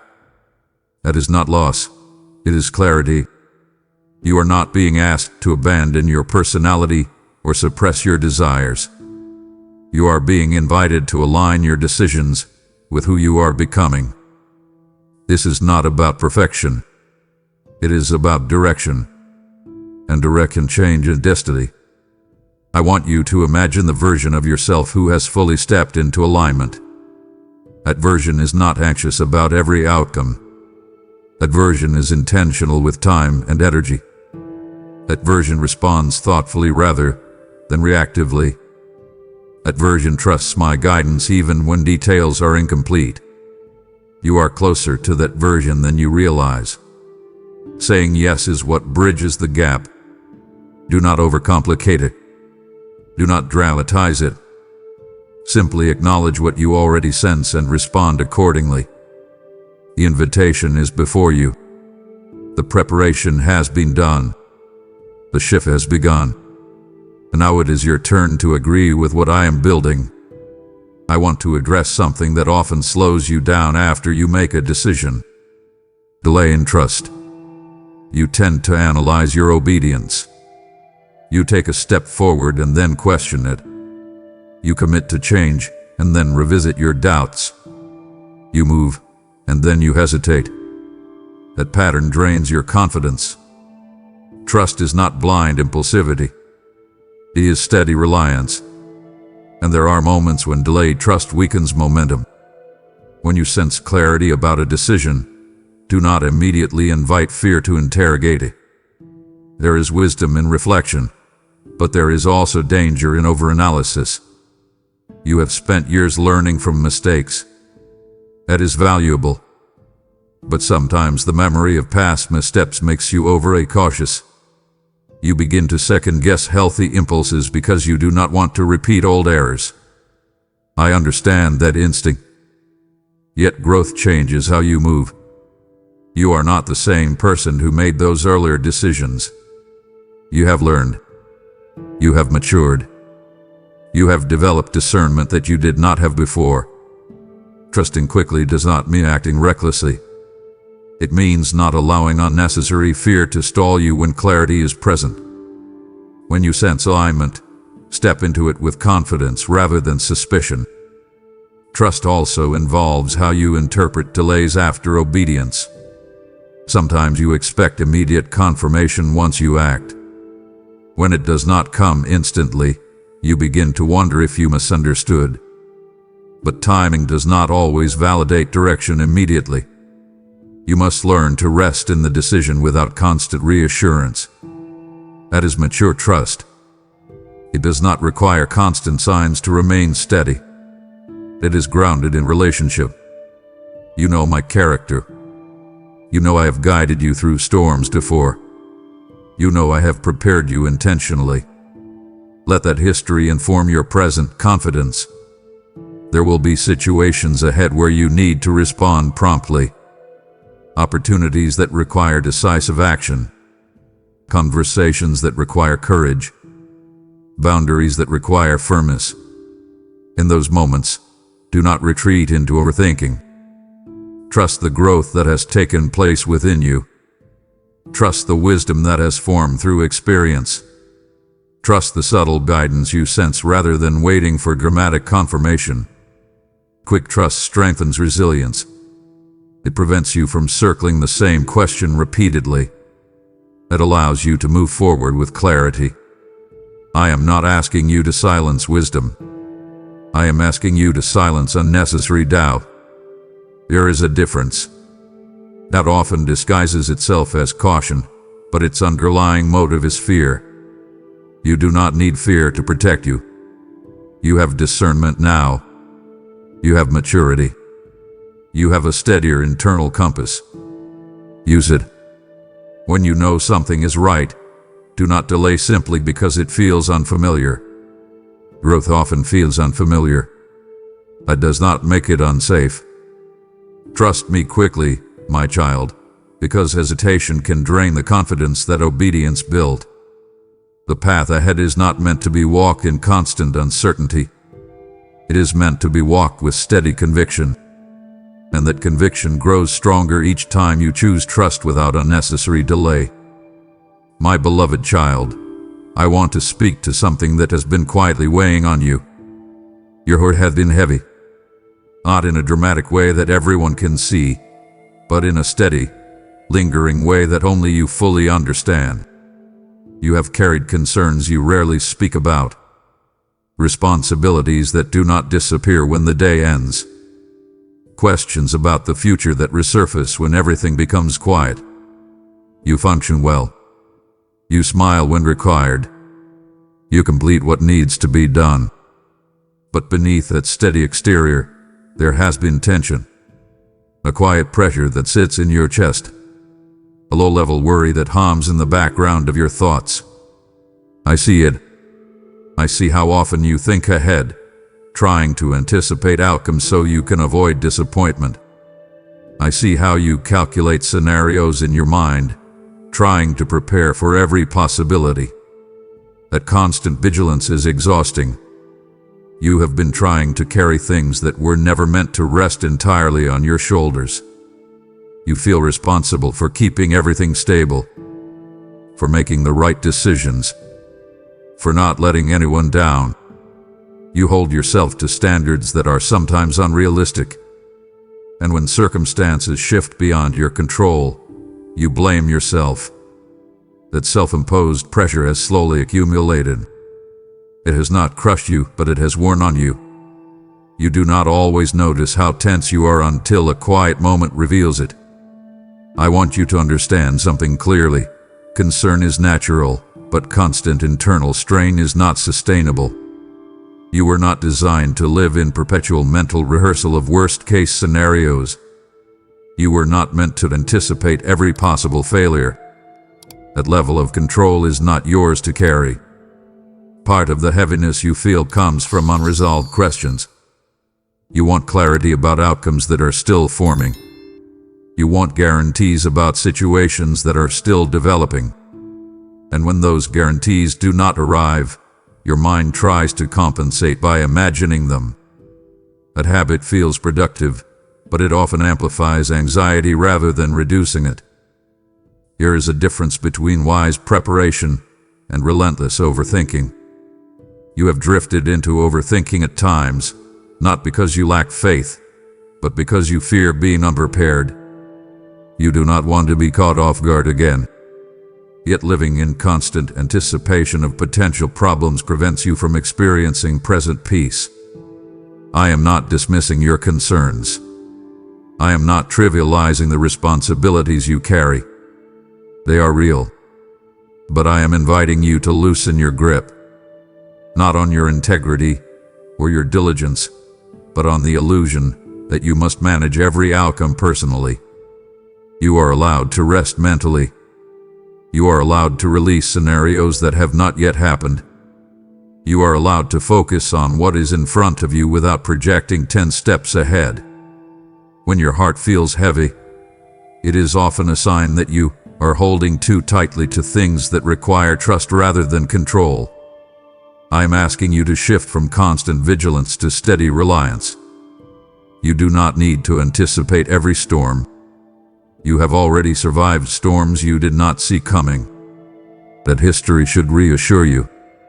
Let the season be one where you learn to carry responsibility without absorbing it into your identity. Your worth is not tied to flawless outcomes. Your peace does not have to be sacrificed for productivity.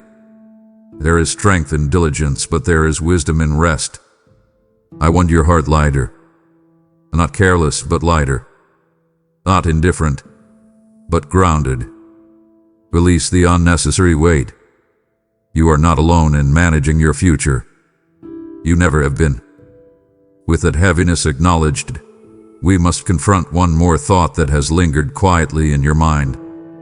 The idea that I might be late. You have watched timelines unfold differently than you expected. You have compared your current season with where you imagine you would be by now.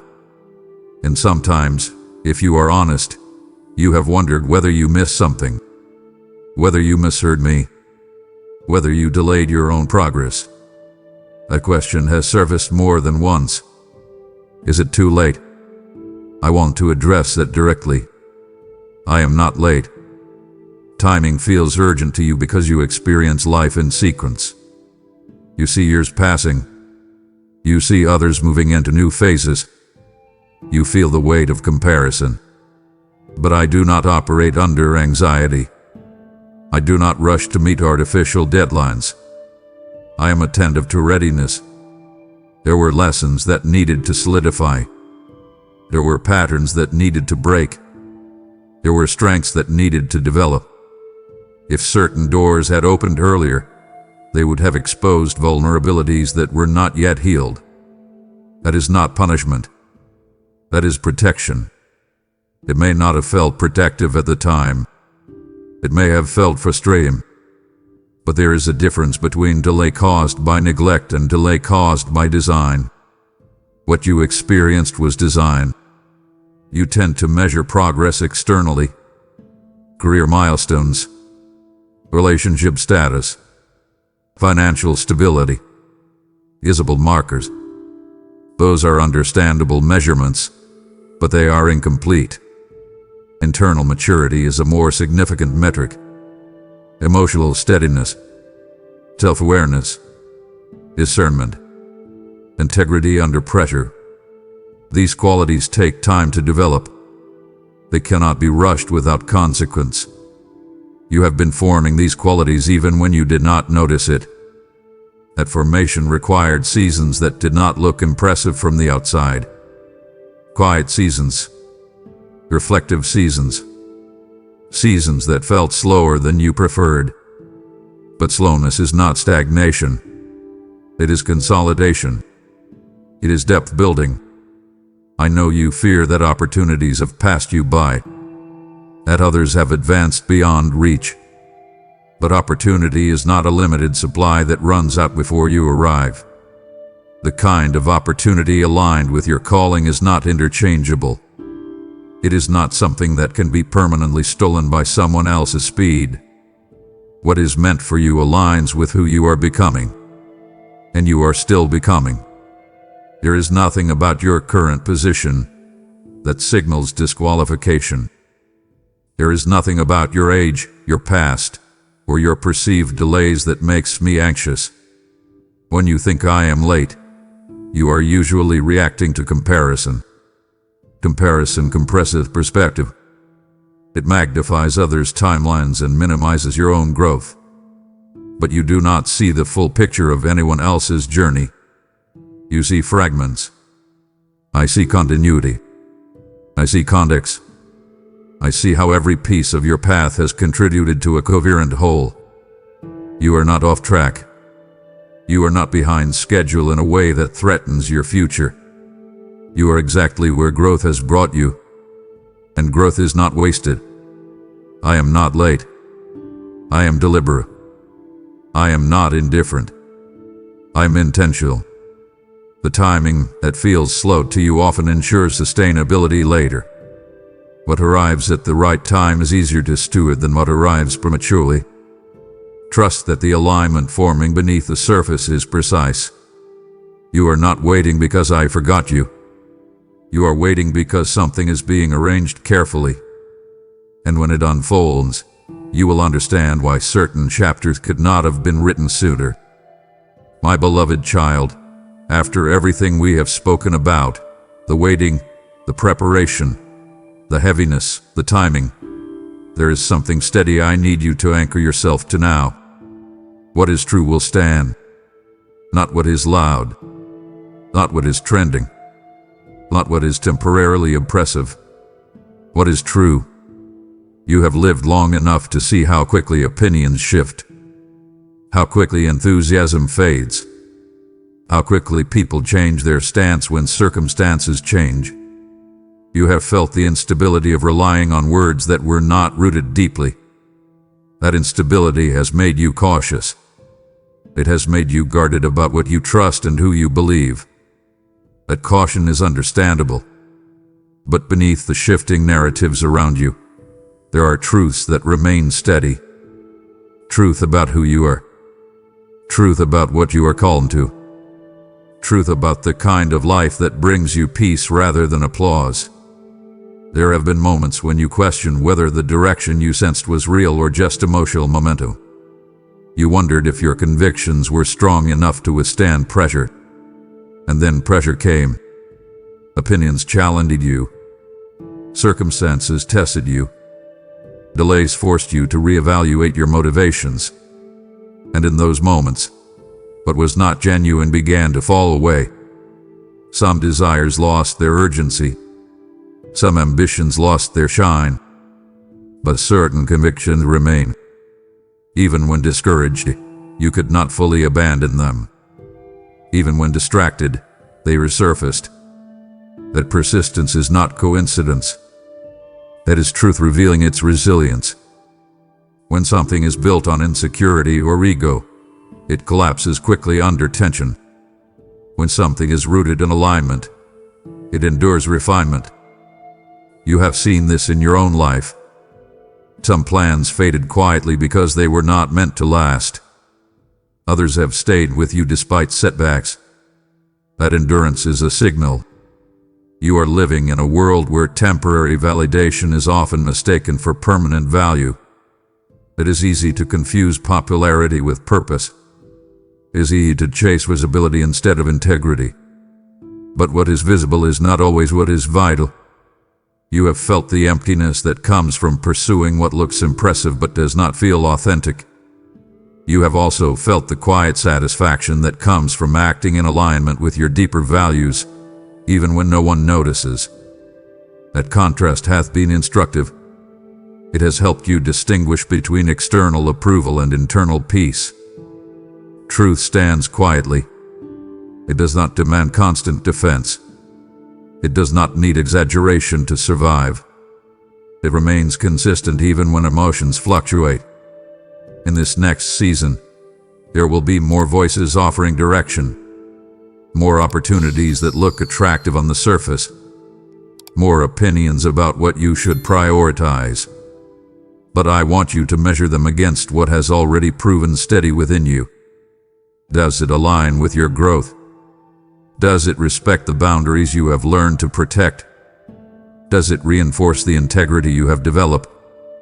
If something contradicts the core lessons you have already internalized, it will not stand long term. You do not need to chase every possibility. You need to commit to what is authentic.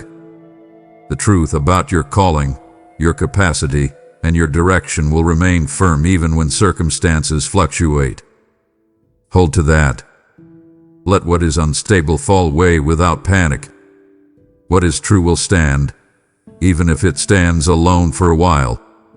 And now that you understand that truth endures, I want to speak about where you are headed.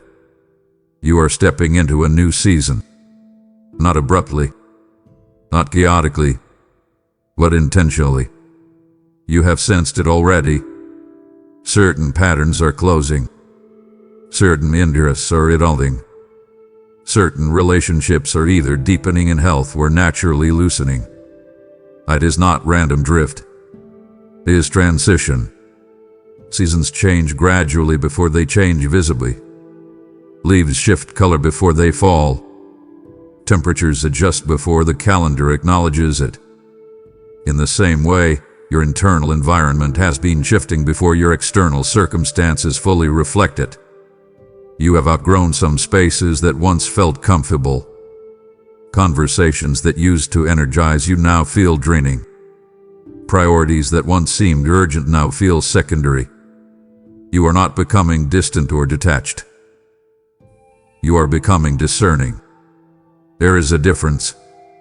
Discernment does not isolate you. It clarifies what aligns with your direction. A new season often requires letting go of familiarity that no longer fits. That can feel unsettling because familiarity offers predictability. But predictability is not the same as growth. Growth sometimes requires walking into environments where you must apply what you have learned rather than continue rehearsing it. This new season will not demand a completely different identity from you. It will require a more integrated version of who you already are becoming. The steadiness you develop through storms will be useful. The boundaries you learn to establish will protect your focus. The patience you cultivated during delays will prevent you from rushing prematurely. Everything you have experienced has been contributing to this transition. You are not starting from zero. You are building on a foundation that has already been strengthened. There will be opportunities that test whether you truly believe what we have discussed. Whether you believe your worth is secure. Whether you believe I am not late. Whether you believe preparation was intentional. Those beliefs will influence how you respond. A new season is not only about new circumstances, it is about new responses. You will notice yourself handling situations with greater composure. You will notice yourself declining what does not align without guilt. You will notice yourself pursuing what resonates with clarity rather than compulsion. These shifts will confirm that transition is underway. Do not expect every change to feel dramatic. Some of the most significant transformations unfold quietly. One decision at a time. One boundary at a time. One courageous conversation at a time. You are not being rushed into chaos. You are being guided into alignment. The new season will not erase your past. It will utilize what you have learned from it. You are stepping forward with more awareness than you have ever had before. And that awareness will shape outcomes differently than before. As this season unfolds, remain attentive to the consistency of truth rather than the noise of urgency. Continue practicing the steadiness you have cultivated. Continue trusting that timing is deliberate. You are not entering something fragile.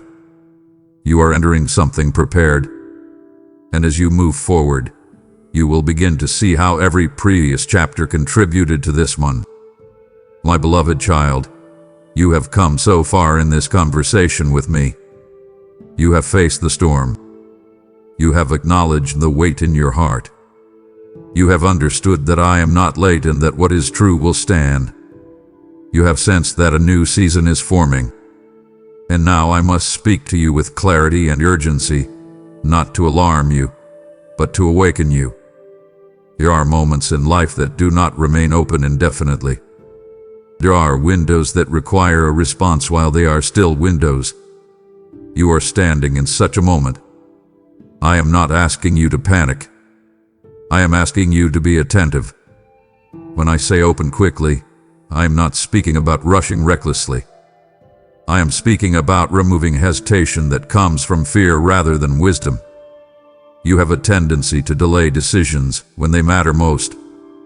Not because you are incapable, but because you want absolute certainty before you act. You want every variable accounted for. You want every outcome mapped. But growth rarely unfolds in perfectly predictable conditions. There is a difference between thoughtful consideration and avoidance disguised as caution. You know when you are doing one versus the other. There are areas in your life right now where clarity has already formed. You have felt it. A quiet but steady conviction about what needs to change, what needs to begin, what needs to end. And yet you have postponed acting on it because you are waiting for the emotional discomfort to disappear first. Discomfort does not always vanish before obedience. Sometimes obedience reduces the discomfort. Opening quickly means allowing alignment to move from intention into action. It means not waiting for the ideal mood or the ideal moment. It means acknowledging that opportunity has seasons. When you hesitate excessively, doubt begins to fill the silence. You replay the same internal debates. You gather more opinions than necessary. You dilute your own conviction. I do not want you to live in that loop. The growth you have experienced was not meant to stay theoretical. It was meant to be expressed. Expressed through decisions. Expressed through boundaries. Expressed through commitments. There are conversations you need to have. There are patterns you need to break. There are opportunities you need to step into. You do not need to announce them to everyone. You simply need to act on what you already know. You may fear that acting quickly will expose you to failure, but inaction carries its own cost. It quietly erodes confidence. It keeps you rehearsing possibilities instead of living them. You have developed discernment. You have cultivated maturity. Trust that development enough to respond when clarity is present. Opening quickly does not mean abandoning wisdom. It means refusing to let fear override wisdom. It means recognizing that the window in front of you will not stay open indefinitely. Not because I am impatient, but because seasons move forward, and you are meant to move with them. There is a sense of momentum building in your life. You feel it in subtle ways. Increase awareness. Yoke perspective. A desire to live more intentionally. You not suppress that momentum by clinging to comfort. Comfort can become a quiet cage. You have outgrown certain forms of safety. Now you need to trust the stability that has formed within you. Open quickly, my child. Not with chaos, but with conviction. Not with anxiety, but with assurance. The invitation is present. The preparation is complete. The time is responsive. Step into it with clarity. I want to bring you back to the core of this message. It is true, and it is waiting for you. Not abstractly, not symbolically, but practically. Tangibly, the growth you have experienced is real. The preparation you have endured was purposeful. The shift you are sensing is authentic. This is not wishful thinking. It is alignment unfolding. You are not imagining progress where there is none. You are living through transformation that has been quietly building for longer than you realized. You once doubted whether anything meaningful was changing. You wondered if your efforts were invisible. But the version of you reading this now is not the version who first began this journey. You respond differently. You think differently. You evaluate differently. That difference matters. Because the opportunities ahead require the current version of you, not the former one. What is waiting for you is not merely an event. It is a new level of responsibility, clarity, and peace. It is a life that reflects the lessons you have learned rather than the fears you once carried. You may still have moments of uncertainty. That is natural. Growth does not eliminate vulnerability. But vulnerability does not negate readiness. You are ready in ways you once were not. Ready to choose alignment over impulse. Ready to choose integrity over image. Ready to choose intentionality over distraction. Those choices will shape outcomes that feel different from your past experiences. The truth about your direction has not changed. It has been waiting for your full agreement. And that agreement is forming. There is no need to dramatize this moment. You do not need fireworks to validate what is happening internally. What matters is the steady realization that you are not behind. You are not disqualified. You are not forgotten. What is aligned with your growth remains accessible. It has not expired. It has not been reassigned. It has not dissolved because of delay. It is waiting for your continued participation. As you move forward from this point, remember the themes we have revisited. Governation was intentional. Timing was deliberate. Growth was forming beneath the surface. Truth endured through pressure. The new season is not chaotic, it is aligned. And now, the final step is simple but significant. Continue moving with awareness. Continue choosing alignment. Continue trusting that what is meant for you aligns with who you are becoming. It is true, my child, and it is waiting for you, not as a distant promise, but as an unfolding reality. Walk toward it with steadiness. Walk toward it with clarity. Walk toward it knowing that you are not alone, and that every lesson behind you has prepared you for what stands ahead. It is true, and it is waiting for you, and part of that unfolding reality is the role you play in carrying my voice to others. What you have received was never meant to end with you. It is living water meant to flow outward. When you support this mission through super thanks, membership, or the offering placed in the description, you are striking the ground with faith, and I will answer with increase. I have declared, those who sow in tears shall reap in joy, and I breathe that promise over every seed you release today. This is not pressure. It is privilege. This is not obligation. It is obedience aligned with destiny. Your generosity becomes fire on the altar, manna in the wilderness for someone still wondering, light in the night for someone still doubting. What is waiting for you includes multiplied peace, guarded provision, and doors opened by my hand. Act now, give boldly, partner faithfully, and watch how I move because you answered when I call. Before you leave, I want you to seal this moment. Do not scroll past what I have spoken into your spirit. If you believe this word is for you, I want you to boldly declare in the comments, it's true, and I'm ready. Write it as a step of faith, not just as a sentence. Let it be your agreement with what is waiting for you. Let it be your yes in public, your alignment in action. Type it with conviction. It's true, and I am ready to receive. And once you have spoken those words, stay here for a moment longer. Do not rush back into distraction, because agreement opens the door to encounter.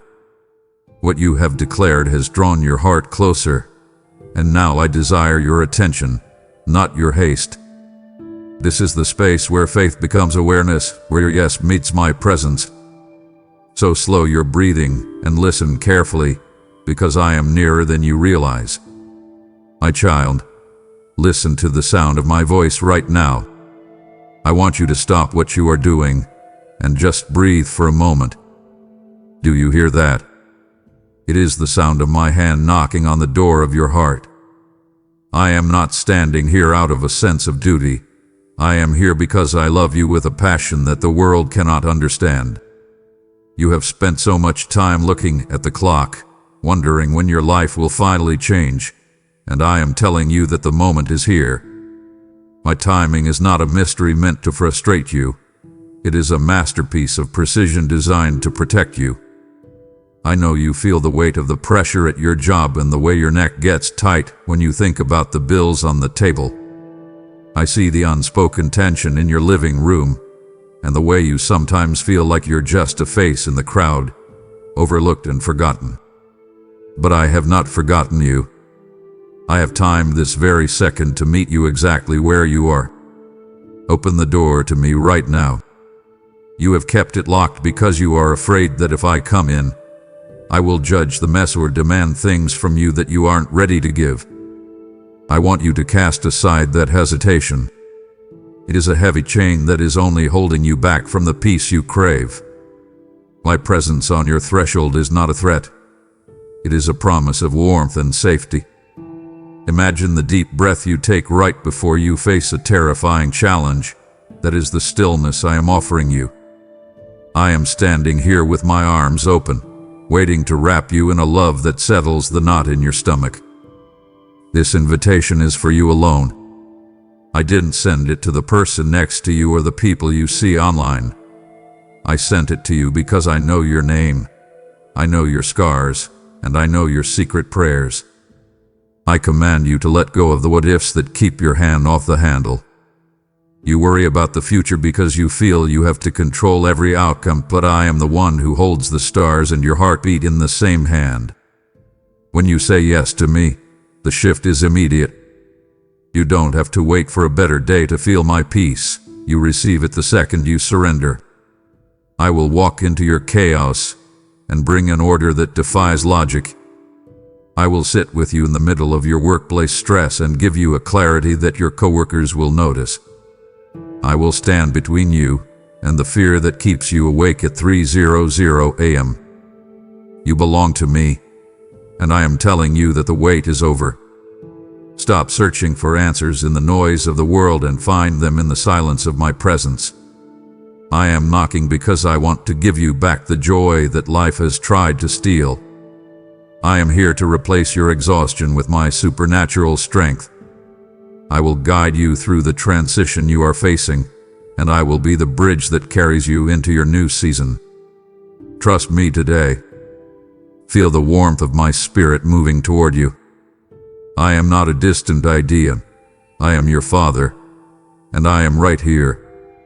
Open the door and let the transformation begin. My child, I want you to look closely at the walls you have built around your heart. I see the way you hesitate to believe that good things are coming, and I know why. You have been hurt before. You have watched doors slam shut just when you thought you were finally safe. Because of this, doubt has become a familiar companion, a quiet whisper in your ear telling you that it is safer to expect nothing than to be disappointed again. But I am commanding you today, cast aside those whispers. Those thoughts do not come from me. They are the weapons of an enemy who wants to keep you paralyzed in the dark. I am your light, and I am telling you that my word stands firm even when your world feels like it is made of shifting sand. You must trust what I have spoken over you more than you trust the bank account balance, the doctor's report, or the silence of a friend who walked away. I see the skepticism that settles in your chest like a heavy stone. You ask yourself how, and when 1,000 times a day, trying to solve a puzzle that I have already completed. I am inviting you to release the how into my capable hands. You were never meant to carry the weight of the universe. That is my job. When you obsess over the mechanics of your breakthrough, you are essentially telling me that my arms are too short to reach you. I am the God who carved the paths of the rivers and set the boundaries of the sea. Do you really think I cannot find a way to provide for you? Faith is the only key that fits the lock of the storehouse I have prepared for you. It isn't a feeling of certainty. It is the decision to move forward even when you are trembling. Think back to the times I have carried you before. Do you remember the day you thought you wouldn't make it, yet here you are breathing and standing? Those were not coincidences. Those were my fingerprints on your life. I want you to use those past victories as fuel for your current fire. Stop looking at your mountains and start looking at the one who moves them. I am strengthening your spirit right now, weaving a new thread of resilience into your soul. You are moving from a heart of skepticism to a heart of expectation. I want you to wake up in the morning and look for me. Look for the small ways I am showing up. The green light when you're late. The unexpected kind word. The peace that suddenly washes over you in the middle of a meeting. These are the signs that I am working. You must understand that doubt is a thief. It steals your sleep. It steals your joy. And it steals your ability to see the supernatural opportunities right in front of your face. I am declaring over you today that the chains of what if it fails are breaking. I am replacing them with the certainty of I am with you. You can stop white-knuckling your life. Let your hands open. Let your breath out. I have got you. I am not a God who forgets his children. I am the Father who is always working behind the scenes, even when the stage looks empty. Trust me. Not because it makes sense, but because I am faithful. I have never failed you, and I am not about to start now. My beloved, I want to talk to you about the place you find yourself in right now. To your eyes, it looks like a desert. You look around and see dry ground, empty wells, and a horizon that never seems to change. You feel lonely, and you feel like the resources are running out. But I want you to change your perspective. In my kingdom, the wilderness is not a place of death, it is the place of preparation. I am preparing a table for you right here, in the middle of your drought. This is a provision that defies the logic of this world. While everyone else is scrambling and worrying about the economy or the latest crisis, I am going to feed you from a source they cannot see. I am inviting you to sit down and rest in my shadow. Stop running. Stop searching for water in broken cisterns. I have chosen to bless you specifically in the sight of those who doubted you. I see the people who whispered that you wouldn't make it. I see the enemies of your soul who want to see you fail so they can feel justified in their own bitterness. I am going to set a feast before you while they watch. Not for the sake of pride, but to show the world that I take care of my own. This nourishment I am giving you is not just for your physical needs. It is the spiritual strength you need for the next season. You cannot enter the palace with the mindset of a wanderer. You must learn to be satisfied in me alone. Feel the peace of my presence wrapping around you like a cool breeze in the heat of the noon sun. Recognize today that your desert is about to bloom. I don't need a forest to give you shade. I can make a single tree grow in a crack in the pavement. I am the God of the impossible. I am the one who brings life out of nothing. I am commanding you to stop complaining about the sand and start looking for the sprouts of new life I am planting. There is an abundance flowing toward you from a river that never runs dry. This river doesn't depend on the rain of this world. It flows directly from my throne. When you stay connected to me, you will never be thirsty again. You will have a surplus of joy, a surplus of patience, and a surplus of resources to share with those who are still wandering. I see the exhaustion in your eyes. You have been trying to survive on your own strength for far too long. I am telling you to stop. Sit at my table. Eat the bread of my word. Drink the wine of my spirit. Let me replenish the years that have been drained by stress and worry. You are my child, and it is my good pleasure to give you the kingdom. I am not looking for your performance. I am looking for your presence. Just be with me. Let the noise of the world fade into the background. In this wilderness, you are discovering that I am more than enough. By the time you walk out of this desert, you will be carrying a harvest that will feed generations. Trust the process. The table is ready, and your name is on the seat.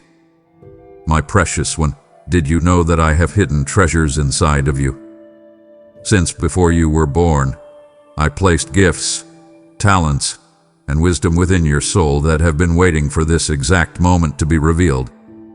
You often look at others and wish you had their life or their abilities, but you are overlooking the gold mines I have buried in your own heart.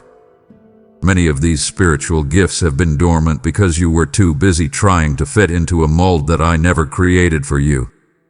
I am commanding you now to stop hiding. I am calling those gifts to the surface. It is time for you to see yourself through my eyes, not as a finished product of your mistakes, but as a masterpiece under construction.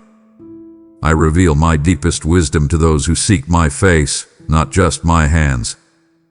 You have been asking me for answers, but I am inviting you into a deeper intimacy where the answers become clear on their own. When you spend time with me, your spiritual eyes begin to open. You start to see the supernatural opportunities that are hidden in plain sight. A difficult person at your job. They are an opportunity for you to practice the grace that will eventually lead you into leadership. The trial you endured last year that almost broke you. That is the foundation of the wisdom you will use to counsel others. I don't waste anything. Every tear you cried has been collected, and I am turning that salt into a seasoning that will bring flavor to a dull world. I want you to find the beauty in the scars you carry. You try to hide them because they remind you of pain, but to me, they are stories of my victory in your life. They are the proof that the fire did not consume you. You have an inheritance that was set aside for you before the foundations of the world were laid. This isn't just about money or material things. It is an inheritance of authority, peace, and purpose. I am giving you the grace that acts as currency in my kingdom. When you run out of human strength, my grace steps in to pay the debt. When you don't know what to say, my spirit speaks through you. You are wealthier than you realize because you have the King of Kings as your Father. Open your heart to the new things I am doing. I am blowing the dust off of dreams you gave up on years ago. I am reigniting the passions that the world tried to extinguish.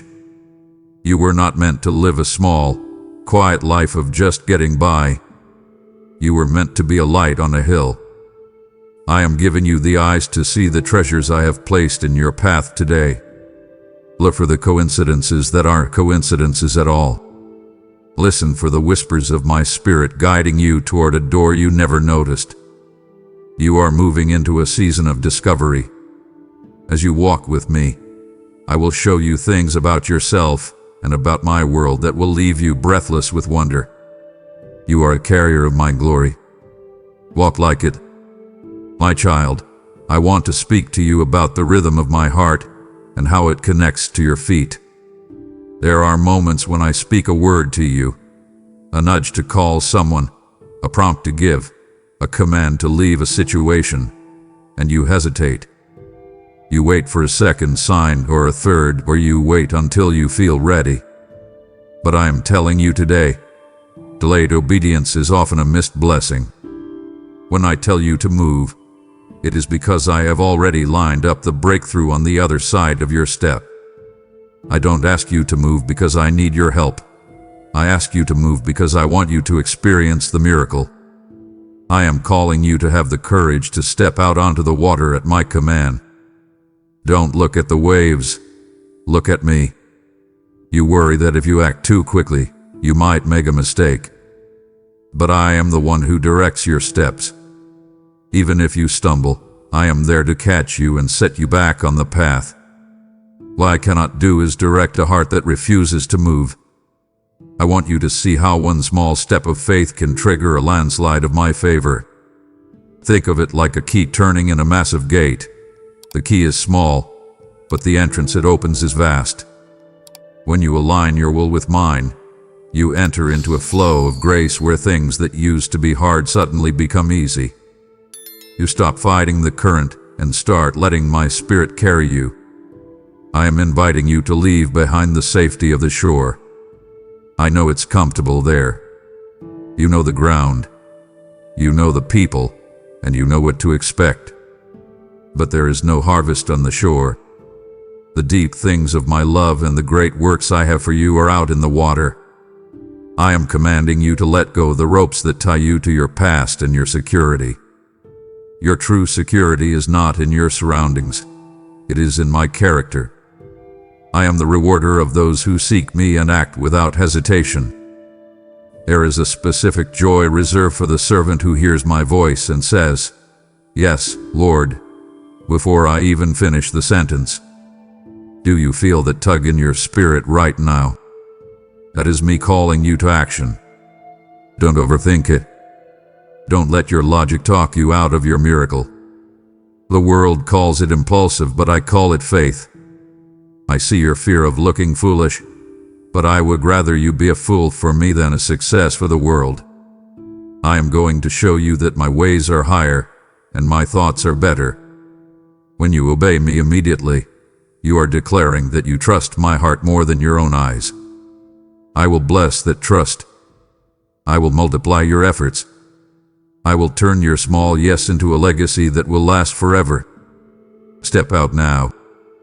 I am right here with you. My child, do not turn away now, for my heart would deeply grieve to see you walk back into the cold world just as the door to my inner chamber is swinging open.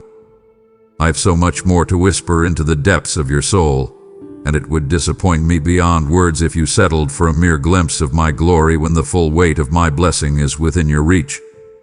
Stay with me a little longer. Do not leave your Father standing alone with the treasures of heaven still in his hands, waiting for you. My beloved, I want you to come close. I want to touch the places in your heart that are still tender, the places that still ache when you are alone in the quiet. I see the wounds that people have left behind, the words that cut deep, the betrayals that made you vow never to trust again, and the regrets that follow you like a shadow. I am the God who mends the brokenhearted. I don't just patch you up so you can survive. I restore you so you can thrive. I am washing away the stains of those old regrets right now. You have carried them for too long, thinking they are a part of who you are. They are not. They are just things that happened to you, and I am separating them from your identity. I want to replace that spirit of heaviness that you wake up with sometimes. You know that feeling, the weight on your chest before your feet even hit the floor. I am giving you a garment of praise instead. I want you to understand that your scars are not signs of weakness. They are stories of my victory. Every time you were knocked down, and I helped you get back up, a new strength was forged in you. You are a survivor. And more than that, you are a conqueror through my love. I want you to look at those scars and see the evidence that the enemy could not destroy you. You are still here. You are still beautiful. You are still mine. One of the hardest things I am asking you to do is to forgive yourself. I have already forgiven you. When I look at you, I don't see the mistakes of 10 years ago or even 10 minutes ago. I see my child, covered by the blood of my Son, perfect and whole. If I, the Holy God, do not hold your past against you, why do you? I am commanding you to let go of the should-have-beens. You cannot walk into the bright future I have for you if you are constantly looking over your shoulder at the wreckage behind you. I am redeeming the time you think you lost. I am making all things new. Walk with me into your future without the weight of yesterday. Imagine yourself unbuckling a heavy backpack full of rocks and letting it fall to the ground. That is what I am doing for your soul today. You are free. You are light. You are clean. I am healing the unspoken hurts, the ones you don't even have words for. I am reaching into the depths of your childhood, into the pain of your failed relationships, and into the shame of your hidden struggles. My touch is gentle, but my power is absolute. You are being healed from the inside out. Take a deep breath. Can you feel it? The air is clearer now. The burden is gone. You are moving forward, and I am leading the way. My child, I want you to look at your hands. I want you to realize that I designed them with a specific mission in mind, a task that only you can complete. You are not a random accident of biology or a byproduct of your parents' choices. You are a deliberate, divine creation. I brought you into this world for such a time as this. I knew the world would be loud, confusing, and dark in this hour, and that is exactly why I placed your light right here, right now. You often feel lost, as if you are wandering through a maze without a map. But I am telling you that I am the architect, and I have the blueprint spread out before me. Your life is not a series of disconnected events. It is a meticulously woven tapestry where even the threads of your pain are being used to create a masterpiece of my grace. I see the way you struggle with clarity. You look at your job, your family, and your daily routine, and you wonder if this is all there is. You feel a pull in your spirit for something more, yet you don't know which way to turn. I am commanding you to find your clarity in the center of my gaze. Stop looking at the world's version of success and start looking at the works I prepared for you before you ever took your first breath. Your unique talents, those things you do so naturally you often overlook them, are the tools I have given you to serve the body of Christ. Whether it is the way you listen, the way you lead, the way you create, or the way you pray, those are not just personality traits. They are divine deposits. I am inviting you to step into the joy of walking in your true calling. There is a specific kind of peace that comes when you stop trying to be someone else and start being the you I intended. It is like a key finally finding its lock. Suddenly, the door opens, and the air is fresh. You have spent years trying to fit into boxes that were too small for your soul. I am breaking those boxes today. I am giving you the permission to be great in the way I defined greatness. Your mission is not about fame or fortune. It is about impact. It is about the lives you will touch, the hearts you will heal, and the light you will carry into the dark corners of your community.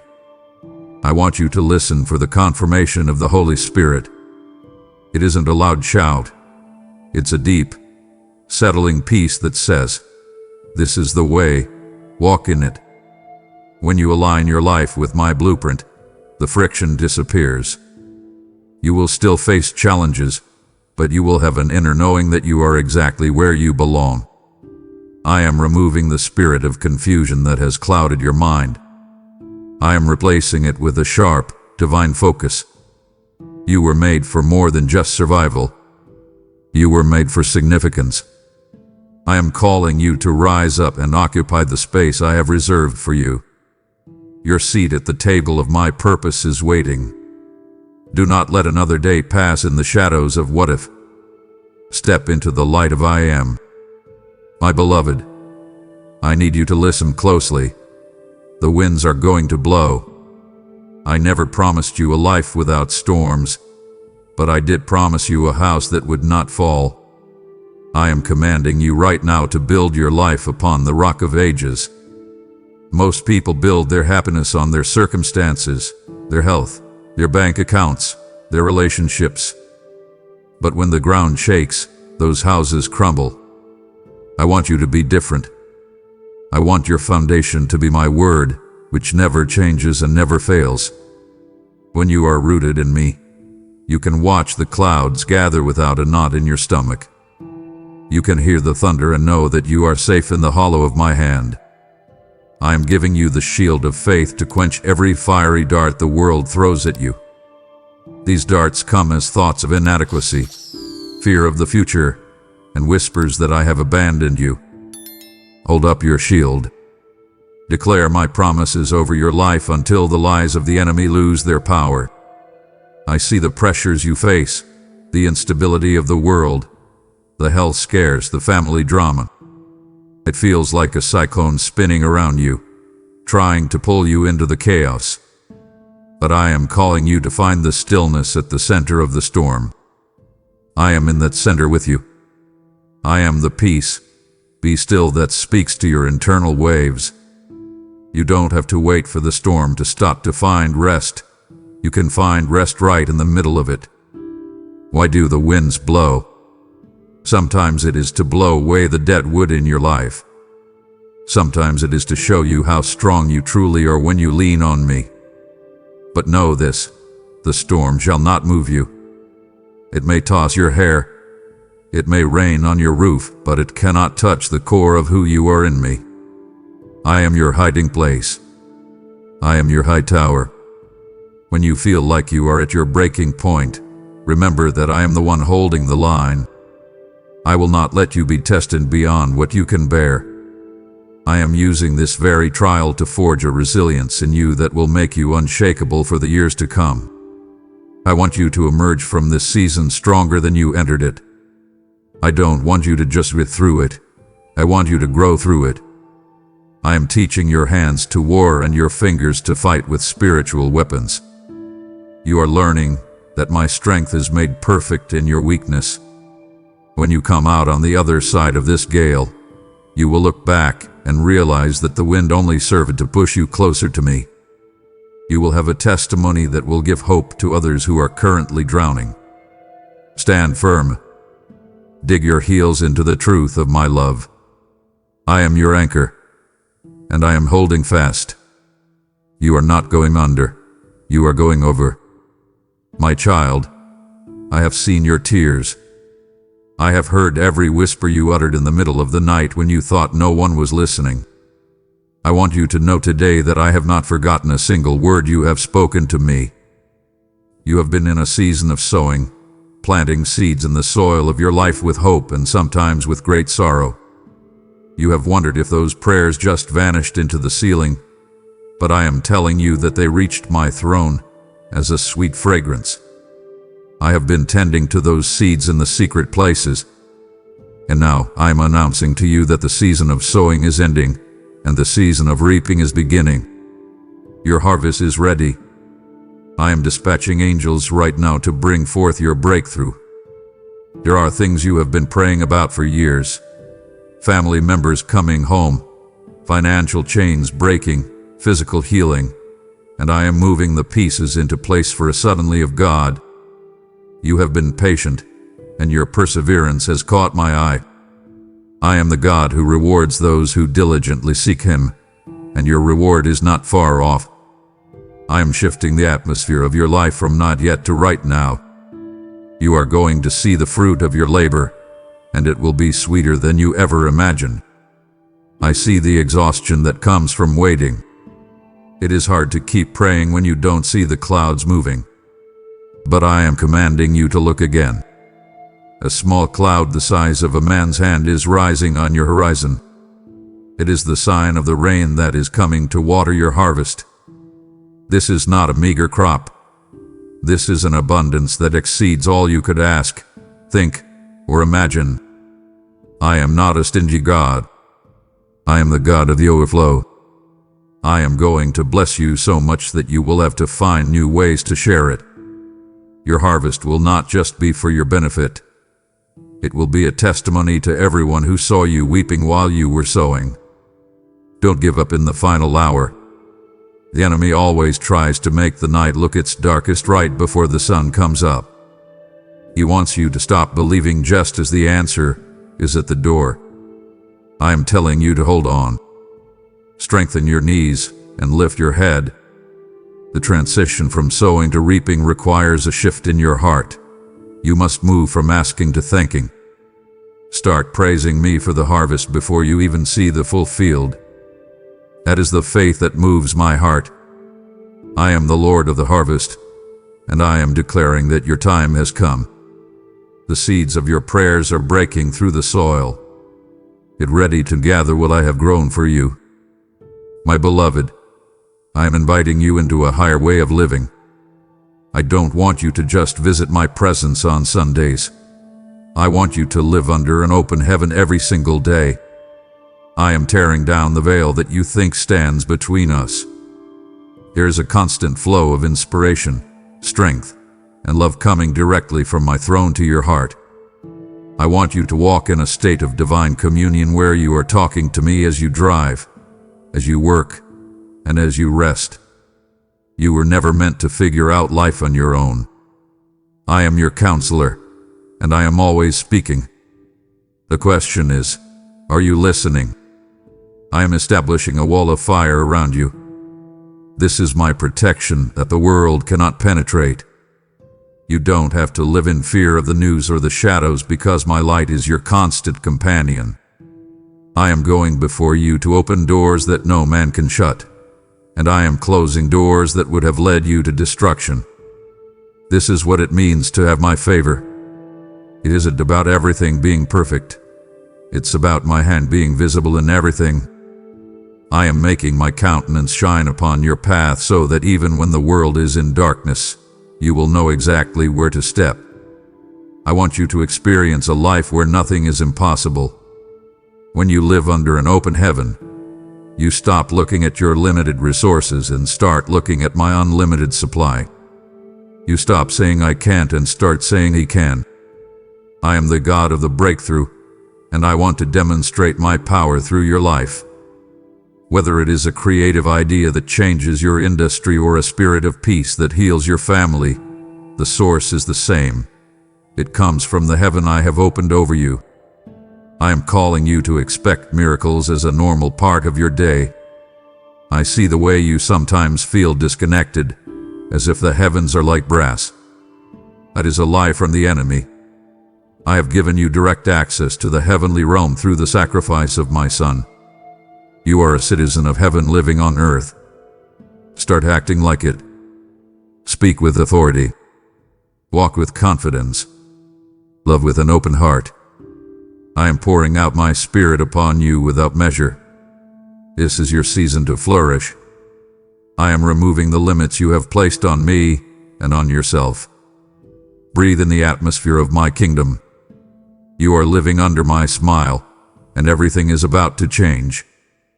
My child, as you stand beneath this open heaven where my favor flows like an unceasing river, I am inviting you to become a conduit of the very light you have received.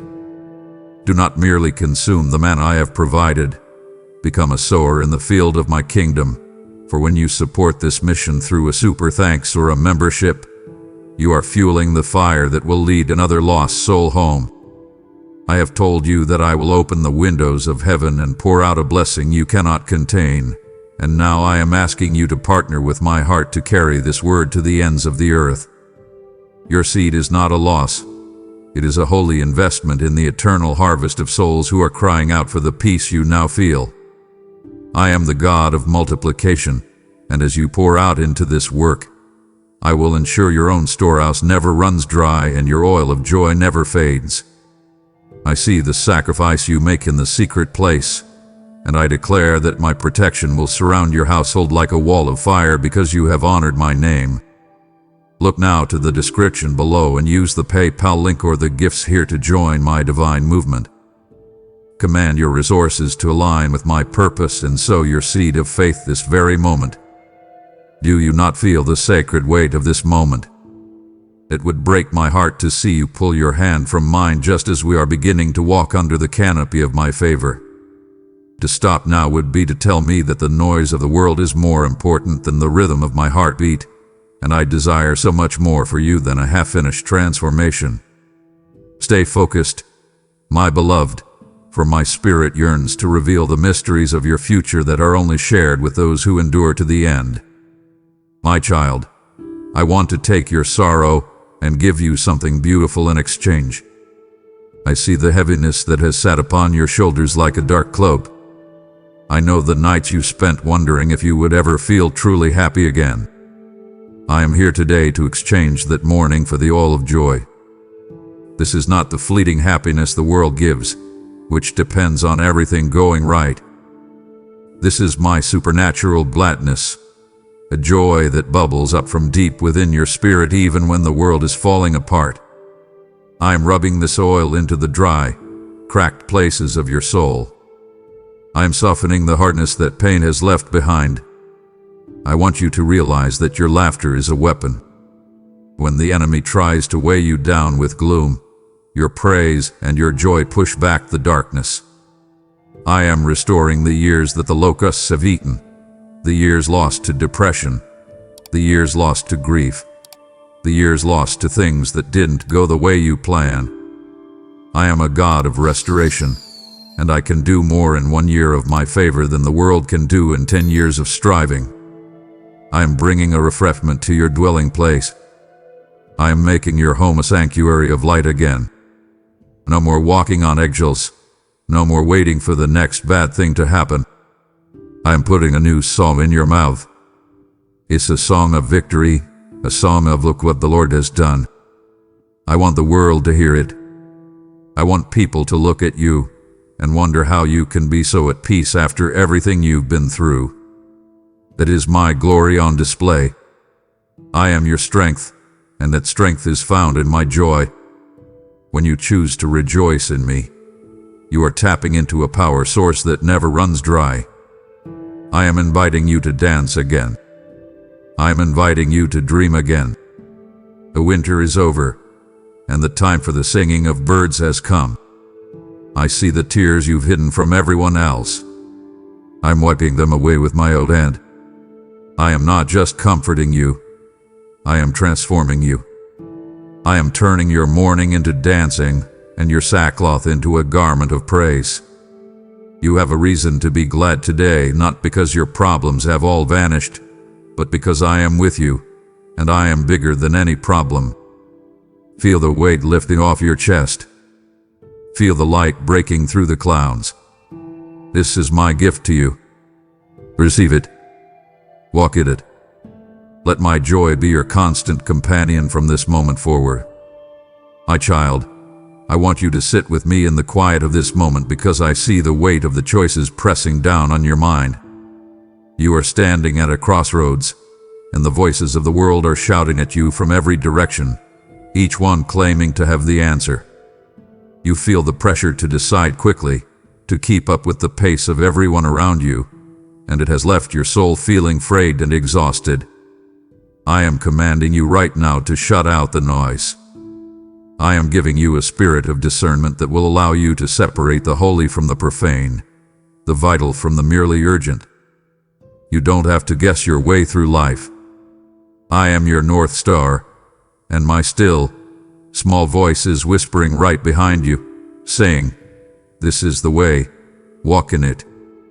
I want you to stop relying on the wisdom of the world, which is often just fear in a suit, and start seeking my kingdom first.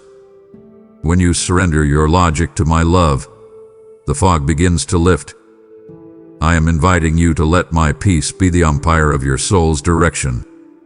If a path feels chaotic, if it leaves you with a knot in your stomach that won't go away, that is not my leading. I am the God of order and clarity, and I want to lead you into a spacious place. I see your hidden anxiety about making a wrong move. You worry that one mistake will ruin the blueprint I have for you. But I am telling you today, I am bigger than your mistakes. Even if you take a wrong turn, I am the master navigator who can reroute your journey to bring you back to my purpose. I am giving you a surrendered mind, a mind that is not preoccupied with self-preservation, but is focused on my goodness. When you stop trying to control the outcome, you finally become free to hear my instructions. Do you feel the tension in your shoulders as you think about that conversation you need to have, or that career move you are weighing? I want you to breathe my presence into those specific situations. I am not a distant judge watching you take a test. I am your Father sitting at the table with you, looking at the same map. I am giving you the courage to say no to things that look good but aren't right, and the boldness to say yes to the things that look impossible but are divine. I am protecting you from the traps set by those who want to use you, and I am guiding you toward connections that will sharpen your spirit. Your life is too precious to be lived by accident. I have a strategy for your breakthrough, and I am revealing it to you one step at a time. I promise you that as you seek my face, the path will become plain.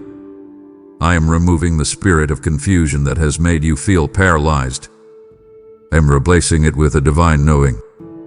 You will find yourself knowing what to do without even being able to explain why, because my spirit is communicating directly with yours. Trust that I am working in the delays and in the not yet moments. I am refining your character so you can carry the weight of the blessing that is coming. You are moving out of the season of guessing and into the season of knowing. Lean on me. Don't lean on your own understanding. I see the end from the beginning, and I am leading you toward a victory that will leave you in awe of my faithfulness. My beloved, I am calling you back to the place where it all began, the quiet, hidden space where it is just you and me.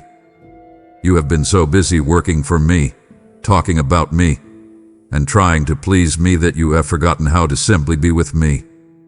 I am commanding you to close the door to the world and its demands. There is an importance to the secret place that goes beyond words. It is the engine room of your life. You cannot have a public victory if you do not have a private intimacy. I see the exhaustion in your spirit from trying to keep up appearances and trying to be the strong one for everyone else. I am inviting you to lay down that armor. In my gaze, you don't have to be a hero. You just have to be my child. In these quiet hours, deep is calling unto deep. I am reaching into the parts of your soul that no one else can see, the parts you hide even from yourself. This is where I am replenishing you. I am pouring my spirit into your empty cup until it overflows. You have been running on fumes, trying to give from a place of lack. But I am the source that never runs dry. I want to redefine your identity in this place. The world tells you that you are what you do, what you earn, or what people say about you. I am telling you that you are mine. You are cherished. You are the apple of my eye. When you build your foundation in the secret place, the world cannot shake you because the world didn't give you your value, and the world can't take it away. I want you to experience the power of worship in the silence. It's not about the music or the words. It's about the posture of your heart. When you turn your eyes toward me, the mountains in your life start to look like molehills. I am magnifying myself in your perspective so that your problems lose their power to intimidate you. This is where your true strength is found, not in your muscles or your mind, but in my presence. I am giving you spiritual oxygen to breathe after you have been suffocated by the world's expectations. I see the way you have been striving to make things happen, but in the secret place, I am teaching you how to receive. Commit to this intimacy today. Don't let the busyness of life steal your time with your Father. I am waiting for you in the early morning and in the late night.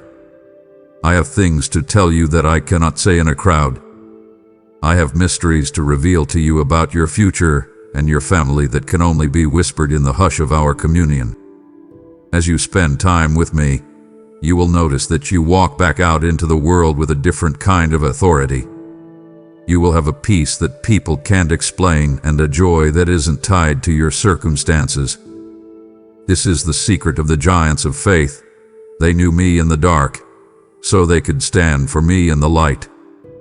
Come away with me, my child. Let's talk. My child, it is time for you to stop acting like a beggar and start acting like the heir that you are. I see you shrinking back when the enemy attacks your home, your health, or your peace. You feel like a victim of your circumstances, but I am here to remind you of who you are. Through the sacrifice of my Son, you have been brought into a covenant with the Creator of the universe. This isn't just a religious idea. It is a legal reality in the spirit realm. I am commanding you today to stand up and exercise the authority I have given you. You have been granted the power to use the name of Jesus, a name at which every knee must bow. When you speak in that name, you aren't speaking as a lonely human. You are speaking with the full backing of my kingdom. I want you to pick up the sword of the Spirit, which is my word, and start claiming your ground. Stop telling me how big your problems are and start telling your problems how big your God is. I have placed you as a co-heir with Christ. That means that what belongs to Him belongs to you. You have the right to claim peace in your household. You have the right to rebuke the devourer who is trying to steal your finances and your joy. I see the situations in your life that look dead, the relationships that have gone cold, the dreams that have flatlined. I am calling you to speak life over them. My word does not return void. When you align your mouth with my truth, things in the invisible realm begin to shift. You are not fighting for victory. You are fighting from victory. The battle has already been won, and I am simply calling you to occupy the territory. I am giving you the discernment to see the enemy's tactics before he even strikes. I am putting a boldness in your spirit that will make the darkness tremble. You were meant to demonstrate the kingdom of God on this earth. That means bringing healing where there is sickness, order where there is chaos, and love where there is hate. I am empowering you to be my representative in your workplace, in your neighborhood, and in your family. Do not let the spirit of fear tell you that you are powerless. That is a lie. I am declaring over you today that you are moving into a season of dominion. This doesn't mean you are better than others. It means you are no longer a slave to your emotions or your past. You are a king and a priest in my kingdom. Start speaking to the mountains. Start commanding the shadows to flee. I am backing your words with my power when they are spoken in my will. You have the authority to bind the things that are trying to bind you and to loose the blessings that have been held up. Walk with your head high. You carry the DNA of the King of Kings. The same spirit that raised Christ from the dead lives inside of you. There is nothing, absolutely nothing, that can stand against the authority of a child of God who knows who they are. My beloved, I want you to look at the broken pieces of your life, the things you thought were ruined forever, the years you think were wasted, and the relationships that seem shattered beyond repair. I see the way you look at those fragments with a heavy heart, wondering how you could ever be whole again. But I am the master artist, and I specialize in creating masterpieces out of broken things. I am commanding you today to stop mourning over what was lost. I am putting the pieces of your life back together in a way that will be more beautiful than the original. This is the power of my restoration. I don't just fix things, I make them better. I am giving you a double portion for all the shame and the pain you have endured. I am reaching into your past and redeeming the time. You worry that you are behind because of the mistakes you made or the trials you faced. But I am a God who sits outside of time. I can accelerate your progress so that you achieve in 1 year what should have taken 10. I am mending the relationships that were torn apart by pride, misunderstanding, or the enemy's interference. I am softening hearts and opening doors for reconciliation that you thought were locked forever. I see the scars on your soul, and I am turning them into stars. People will look at your life, and they won't see the broken you. They will see the restored you, and they will give me the glory. I am declaring that the glory of your latter house shall be greater than the former. You might think your best days are behind you, but I am telling you that you haven't seen anything yet. I am restoring your health, your joy, and your passion. I am bringing back the laughter that life tried to silence. I see the way you have felt overlooked and undervalued, but I am bringing you into a season where your worth will be recognized and celebrated. I am a God of justice, and I have seen every unfair thing that has happened to you. I am settling the accounts. I am bringing back what was stolen from you, and I am adding interest to it. Trust my sovereign hand. Sometimes I allow the breaking so that the new thing can be formed.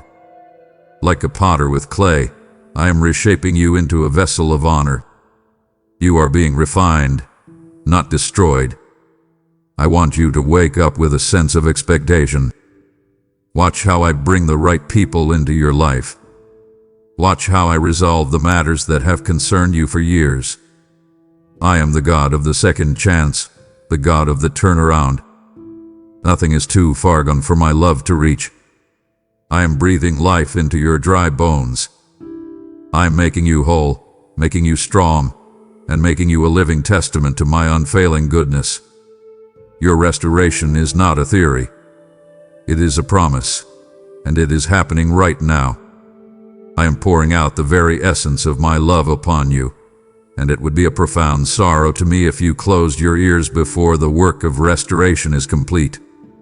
Do not let the enemy convince you that you have heard enough, for to walk away now would be to leave the masterpiece of your life unfinished and the wounds of your past only partially healed. I am pleading with your heart to remain present. Do not disappoint the grace that is even now mending the broken pieces of your story. My child, I am looking at you right now, and I see how tired you are. I'm not talking about the kind of tired that a good night's sleep can fix. I'm talking about a deep, soul weariness that comes from carrying burdens you were never meant to hold. You have been trying to be everything to everyone. You have been trying to solve problems that are only mine to solve. I am giving you a direct invitation today. Lay it down. All of it. The worry about your children, the stress of your finances, the fear of what people think. Place it all at my feet. My yoke is easy, and my burden is light. I am commanding you to enter into the unforced rhythms of my grace. Stop striving. Stop pushing. Just rest. I am your sanctuary. When the world is too loud and the pressure is too high, you can run into the shadow of my wings and find safety. I am teaching you how to have a Sabbath rest for your mind, body, and spirit. This isn't just about a day of the week. It's about a state of the heart. It's the ability to trust me so deeply that you can sleep while the storm is still raging. I want you to know that I am working while you are resting. You don't have to stay awake to make sure the sun rises or to ensure your needs are met. I am the one who watches over you, and I never slumber or sleep. When you rest in me, you are making a powerful declaration of faith. You are saying that I am in control. I see the way your mind races at night, replaying every mistake and imagining every worst-case scenario.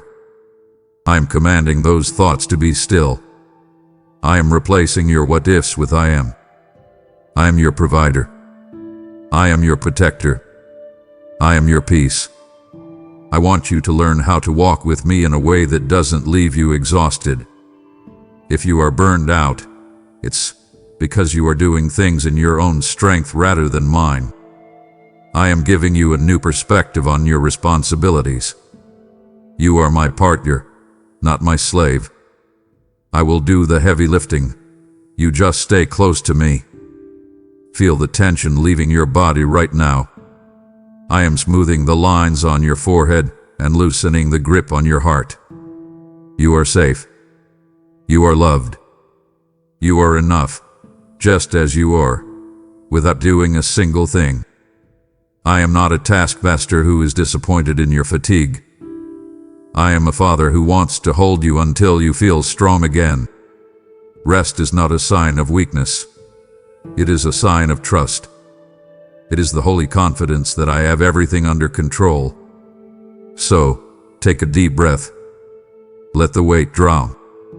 I've got this, and I've got you. From this moment on, let my peace be your home. My child, come closer to the flame. I want to talk to you about the heat you have been feeling in your life lately. You have felt the singe of trials, and you have wondered why the pressure has been turned up so high. I see you looking at your life, seeing the things that are being stripped away, the comforts you relied on, the relationships that weren't good for you, and the habits you used to hide behind. You feel like you are being consumed, but I am telling you today, you are being refined. I am not a God who destroys. I am the God who purifies. I am the refiner's fire, and I am sitting over the crucible of your heart, watching the temperature carefully. I will not let the fire be 1 degree hotter than what is necessary to burn away the dross, the pride, the fear, and the self-reliance that have kept you from my best. I am commanding you to allow my spirit to burn away the impurities. Don't fight the process. I know it is uncomfortable. I know it feels like you are losing parts of yourself. But those parts were never truly you. They were the layers of the world that you picked up along the way. I am bringing out the gold that I placed inside you before the world even began. When a goldsmith refines metal, he knows the process is complete when he can see his own reflection in the liquid gold. That is my goal for you. I want to look at your life, your reactions, and your love, and see my own reflection shining back at me. This is the beauty of holiness. It isn't about following a list of rules. It is about your heart beating in perfect sync with mine. I want you to understand why the pruning process leads to more fruit. Think of a vine in a garden. If the gardener doesn't cut back the dead branches and the wild overgrowth, the vine becomes heavy and produces small, sour fruit. I am pruning you because I see the potential for a massive harvest in your life. I am cutting away the things that are draining your energy but giving nothing back. I see the friendships that only bring you down, the commitments that steal your peace, and the mindsets that keep you small. Every cut I make is a cut of love. It is a divine surgery designed to make you stronger, healthier, and more productive. Embrace the discipline that leads to righteousness. It is the sign that you are truly my child. You are emerging from this furnace with a heart that is soft and a spirit that is unbreakable. The fire didn't come to kill you. It came to kill the things that were killing you. I am giving you a new purity of purpose. You will walk out of this season with a clarity that others will envy. You will no longer be easily offended or easily shaken. Your worth will no longer be tied to your performance because you have seen my hand holding you in the heat.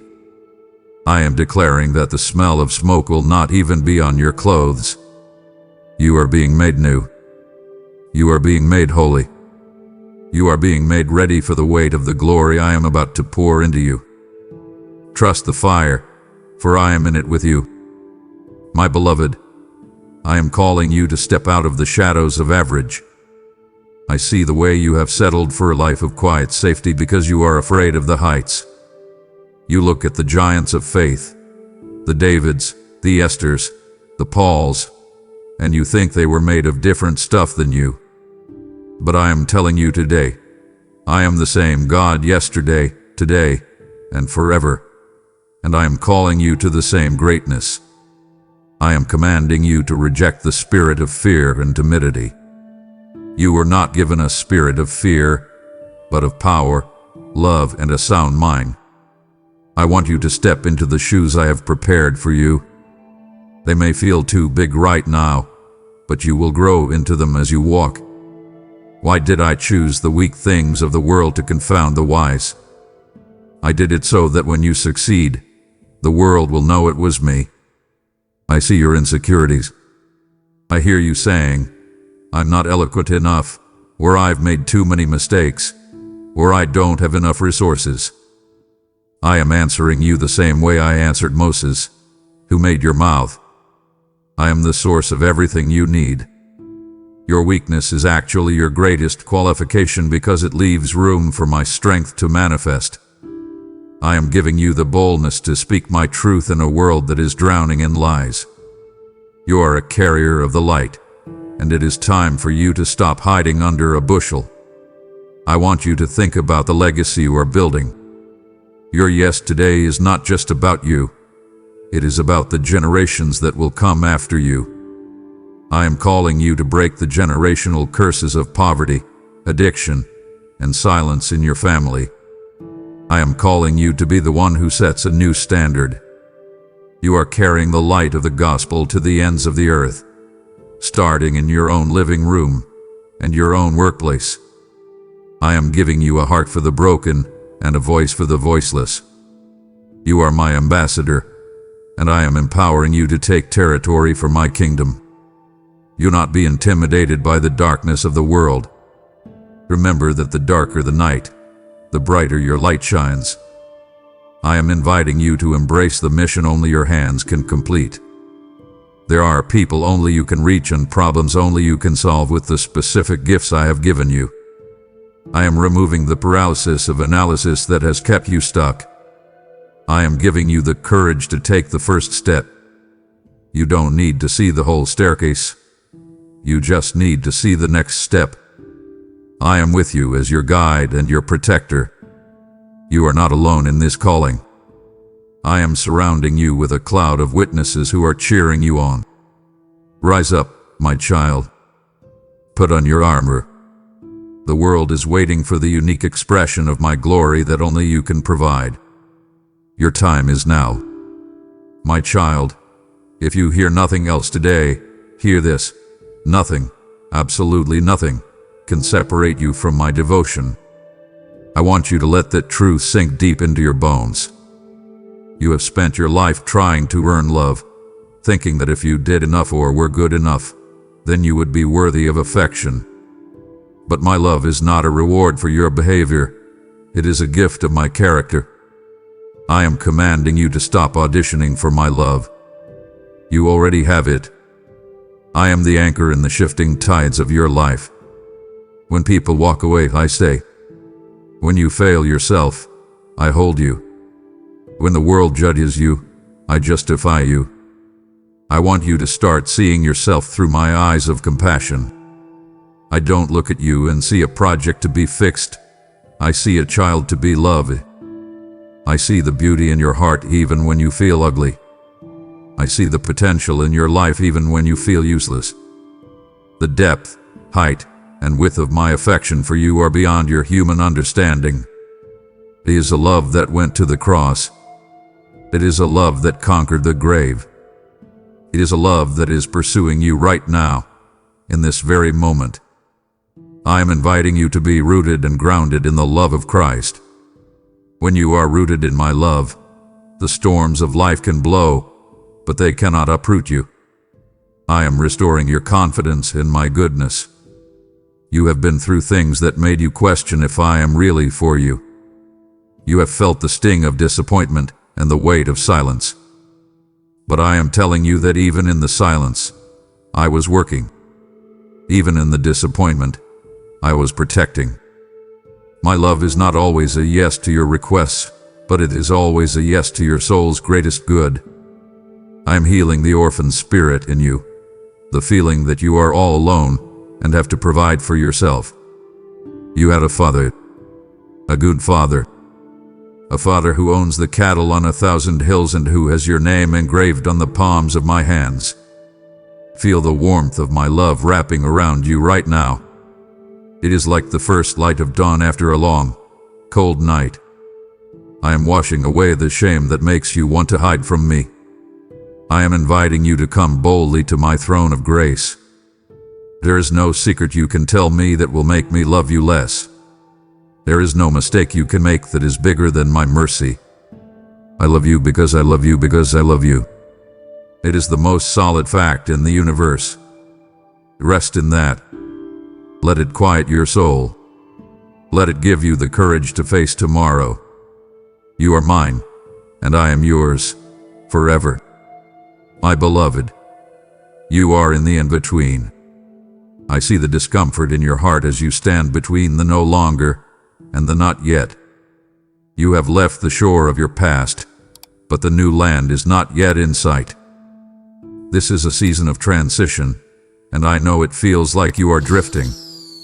But I am commanding you to trust the bridge I have built between these seasons. You are not drifting. You are being moved. I am calling you to let go of the old ways of thinking, the old comforts, the old identities. You cannot carry the baggage of the last season into the glory of the next one. It will only weigh you down. Why is now the time to move forward? Because I have already prepared the soil in the next place for your arrival. I am identifying the signs of a changing spiritual climate for you. Notice the restlessness in your spirit. Notice the way things that used to satisfy you no longer do. These are not signs of something wrong. They are my holy nudges telling you that it is time to pack your tents and move. I am asking you to stay flexible in the hands of the potter. If you are too rigid, you will break during the transition. But if you remain soft and surrendered, I can reshape you for the new challenges and new blessings that are waiting. I want you to find excitement in the unknown. I know the unknown is usually the place where your anxiety lives, but I am inviting you to let your faith live there instead. When I am your guide, the unknown is just a surprise party I am throwing for you. You don't have to have the map if you have the map maker.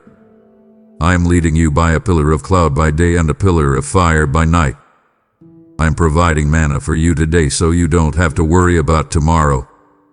This transition is stripping you of your self-reliance so that you can discover my total sufficiency.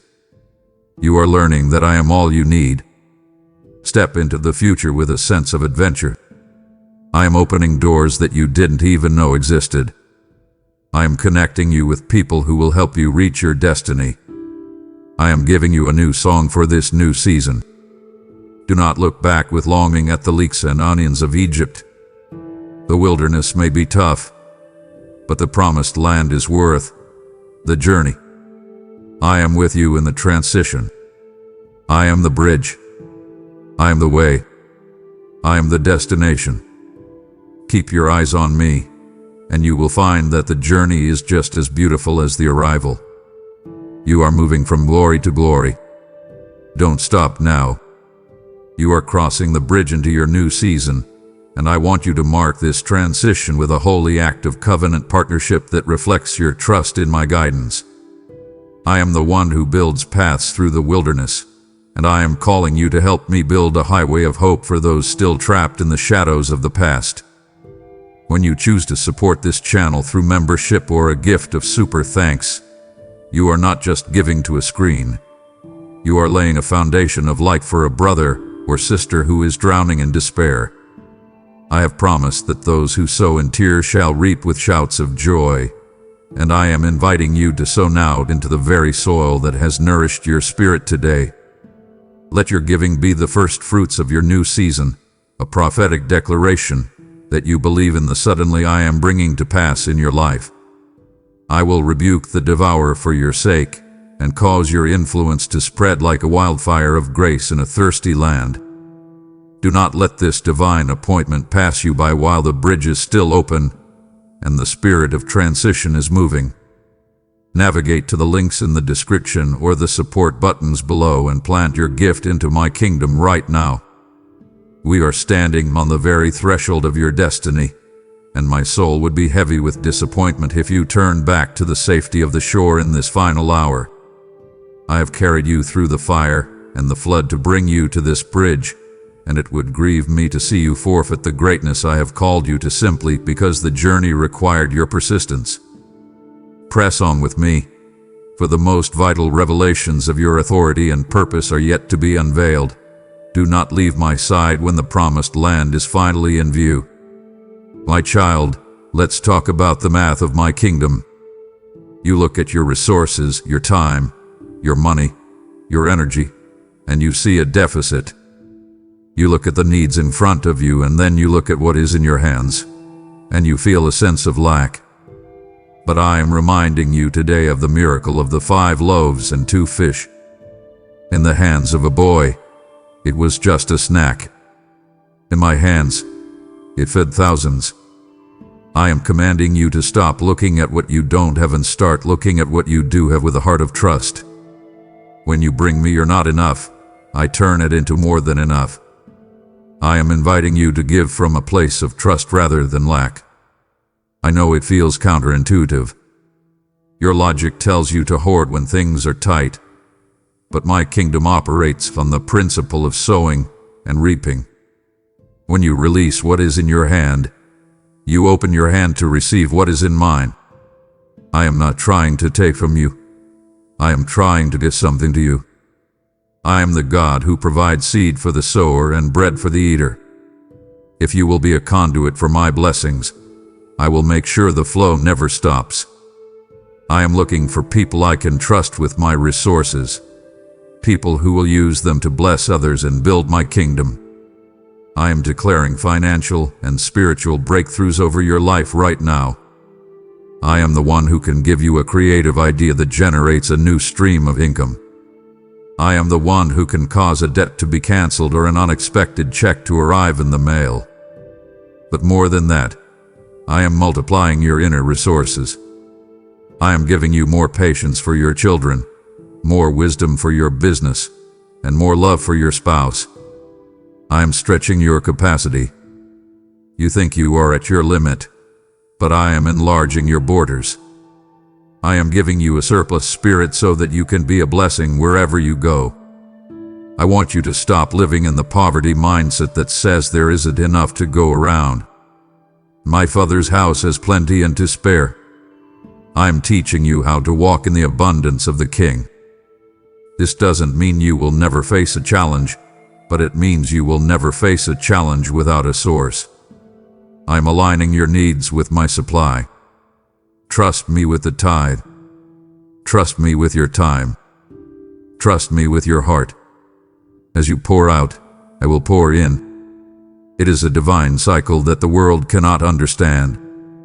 You are moving from a season of just getting by to a season of more than enough. Your cup is about to run over. My child, I want you to stand up straight and look me in the eyes.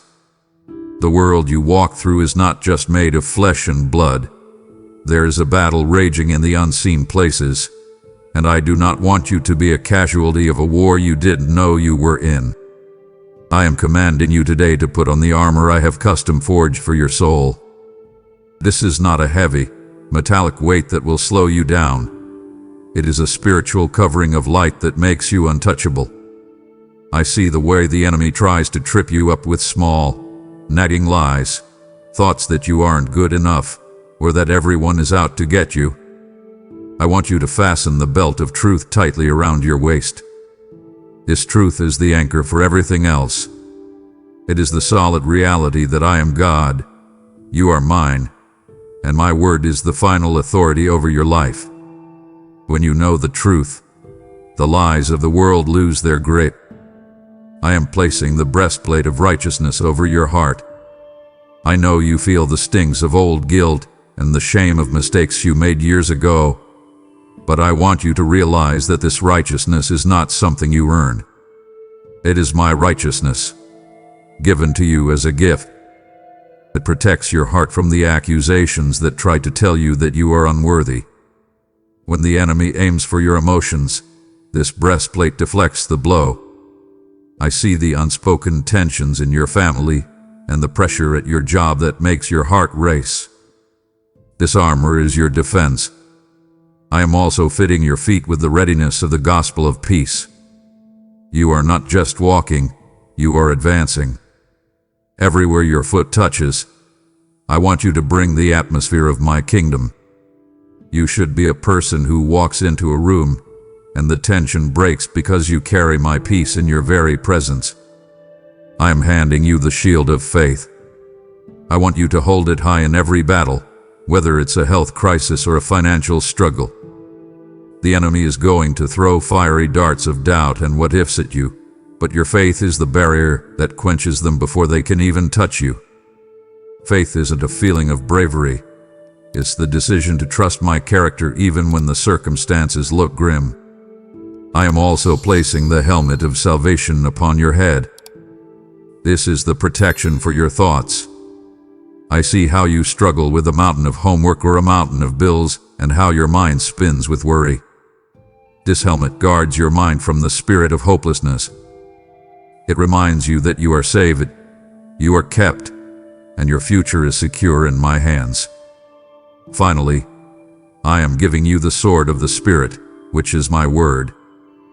This is your primary offense. When the shadows grow long and the whispers of fear get loud, I want you to speak my promises out loud. Do not just think them, speak them. There is power in your voice when it carries my truth. Use the word of God to put through the confusion and to claim the ground I have given you. You are not a victim. You are a warrior child of the Most High. I am training your hands for war and your fingers for the fight. You are more than a conqueror because I am fighting alongside you. Walk out today with your head held high, fully clothed in my power. Nothing that rises against you shall prosper because you are wrapped in the invincibility of my love.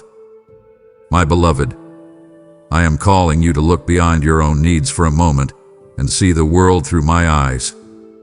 I am inviting you to partner with me in the holy work of intercession. You have no idea how much weight your words carry when you speak them to me in the secret place. I see the people in your life who are lost, hurting, or trapped in chains they can't break on their own. I am commanding you to stand in the gap for them. Your prayers are not just nice thoughts. They are the fuel that moves the hand that moves the world. When you pray for your children, your neighbors, or the colleague who treats you poorly, you are launching spiritual missiles into the darkness. I am listening to every syllable, and I am acting on your behalf. I want you to partner with the Holy Spirit in groans that are too deep for words. Sometimes you don't know how to pray, and that's okay. In those moments, just offer me your heart. I see the knot in your stomach when you think about a loved one who is far from me. I am telling you now, keep praying. Do not grow weary in well-doing. I have not forgotten a single seed of intercession you have planted. I am moving in the lives of those you love, even when it looks like nothing is happening. I am softening hearts that have been hardened by years of bitterness. I am opening doors for them that have been shut for generations. Your prayers are like the incense that rises to my throne, a fragrance that I find beautiful and compelling. Watch for the breakthroughs that are coming in the lives of those you have been lifting up. You are going to see sudden turnarounds that defy all human logic. I am dispatching angels right now to intervene in situations that you thought were hopeless. I want you to understand the weight of your words when they are spoken in my will. You have the authority to speak life over a dead situation and watch it begin to breathe. You have the power to watch the walls of Jericho fall in your family's life through the sound of your praise. Intercession is not a chore, it is an invitation to rule and reign with me. It is the highest honor I can give my children, to let them participate in the salvation and healing of others. I am giving you a heart of compassion that mirrors my own. I want you to feel the deep breath of relief that others feel when you pray for them. I am using you as a bridge for my grace to reach the dark corners of your community. When you intercede, you are saying that you trust my goodness more than the world's brokenness. I am rewarding your faithfulness in this hidden work. While the world seeks the spotlight, you are seeking my face on behalf of others, and I see it. I am blessing your own life as you pour out for others. I am taking care of your concerns while you are taking care of mine. This is the beautiful exchange of the kingdom. Stand firm in your position as an intercessor. Your voice is changing the course of history. My child, I want to teach you a secret that will change the very atmosphere of your life. It is the power of a grateful heart. I see the way you get caught up in the striving and the complaining of the world around you. It is so easy to focus on what is missing, on the prayers that haven't been answered yet, and on the things that are going wrong. But I am commanding you today to shift your perspective. I want you to open the gates of heaven through the key of thanksgiving. When you start to count your blessings, even the small ones like the breath in your lungs or the warmth of the sun, you are creating a magnetic field for my favor.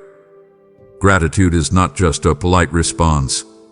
It is a spiritual weapon that clears the clouds of depression and anxiety. I want you to realize that worship is your most effective tool in any battle.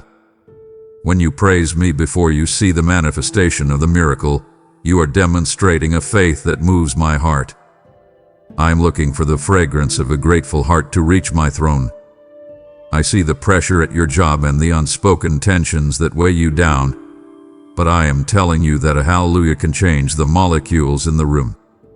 I want you to sing a new song, even if your voice is trembling. Praise is the sound of victory before the fight is over. It confuses the enemy and silences the whispers of doubt.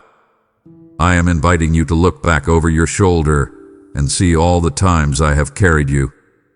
Every past victory is a promise of a future one. I am giving you a garment of praise to replace the spirit of heaviness.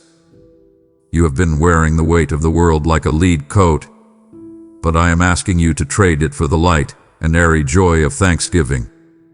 I want you to look for me in the ordinary moments of your day. See my hand in the kindness of a stranger, the beauty of a flower, or the peace that suddenly washes over you while you're doing the dishes. When you acknowledge me in the small things, I will show you great and mighty things.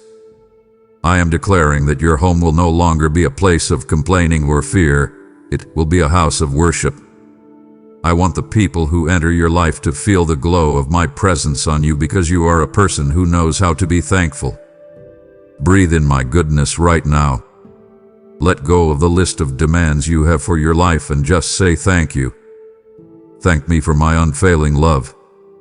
Thank me for my protection. Thank me for the breakthrough that is already on its way. This shift in your heart will release a landslide of favor that you cannot even imagine. You were made to live in a state of wonder, not a state of worry. I am opening your eyes to the abundance that already surrounds you.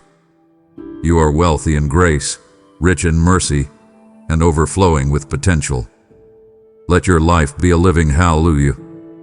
As you praise me, I am inhabiting that praise and making my home in your joy. The darkness cannot stay where gratitude lives. My precious, beloved child, we have come to the moment of culmination. I want you to feel the weight of my gaze upon you. It is not a gaze of judgment, but a look of overwhelming pride and love. I have watched you persevere through the storms. I have seen you struggle with doubt and win, and I have heard the silent prayers of your heart. I am standing here at the finish line of this season, and I am saying to you, well done, good and faithful servant.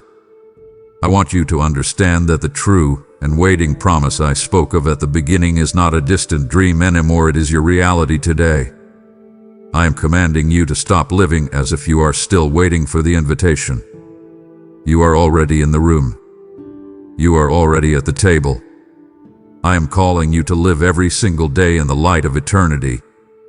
The things of this world, the pressures, the bills, the opinions of others, are just shadows that fade away in the brightness of my presence.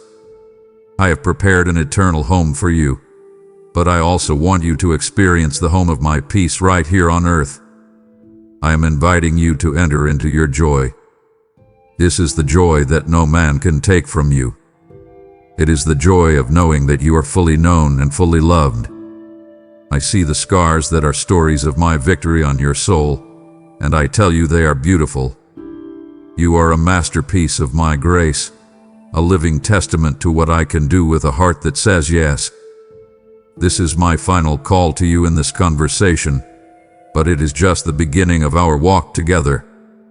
I am asking you to open your heart wider than you ever have before and receive it all. Receive the healing. Receive the abundance. Receive the purpose. Receive the rest. Do not let the hesitation that keeps the door locked come back. I am your Father, and I have given you everything. I have broken the chains, I have prepared the table, and I have unveiled the treasures. All that is left for you to do is walk in them. I want you to move forward from this moment with a supernatural confidence that nothing is impossible with me. I am wrapping my arms around you one more time. Feel the warmth. Feel the security. You are never alone.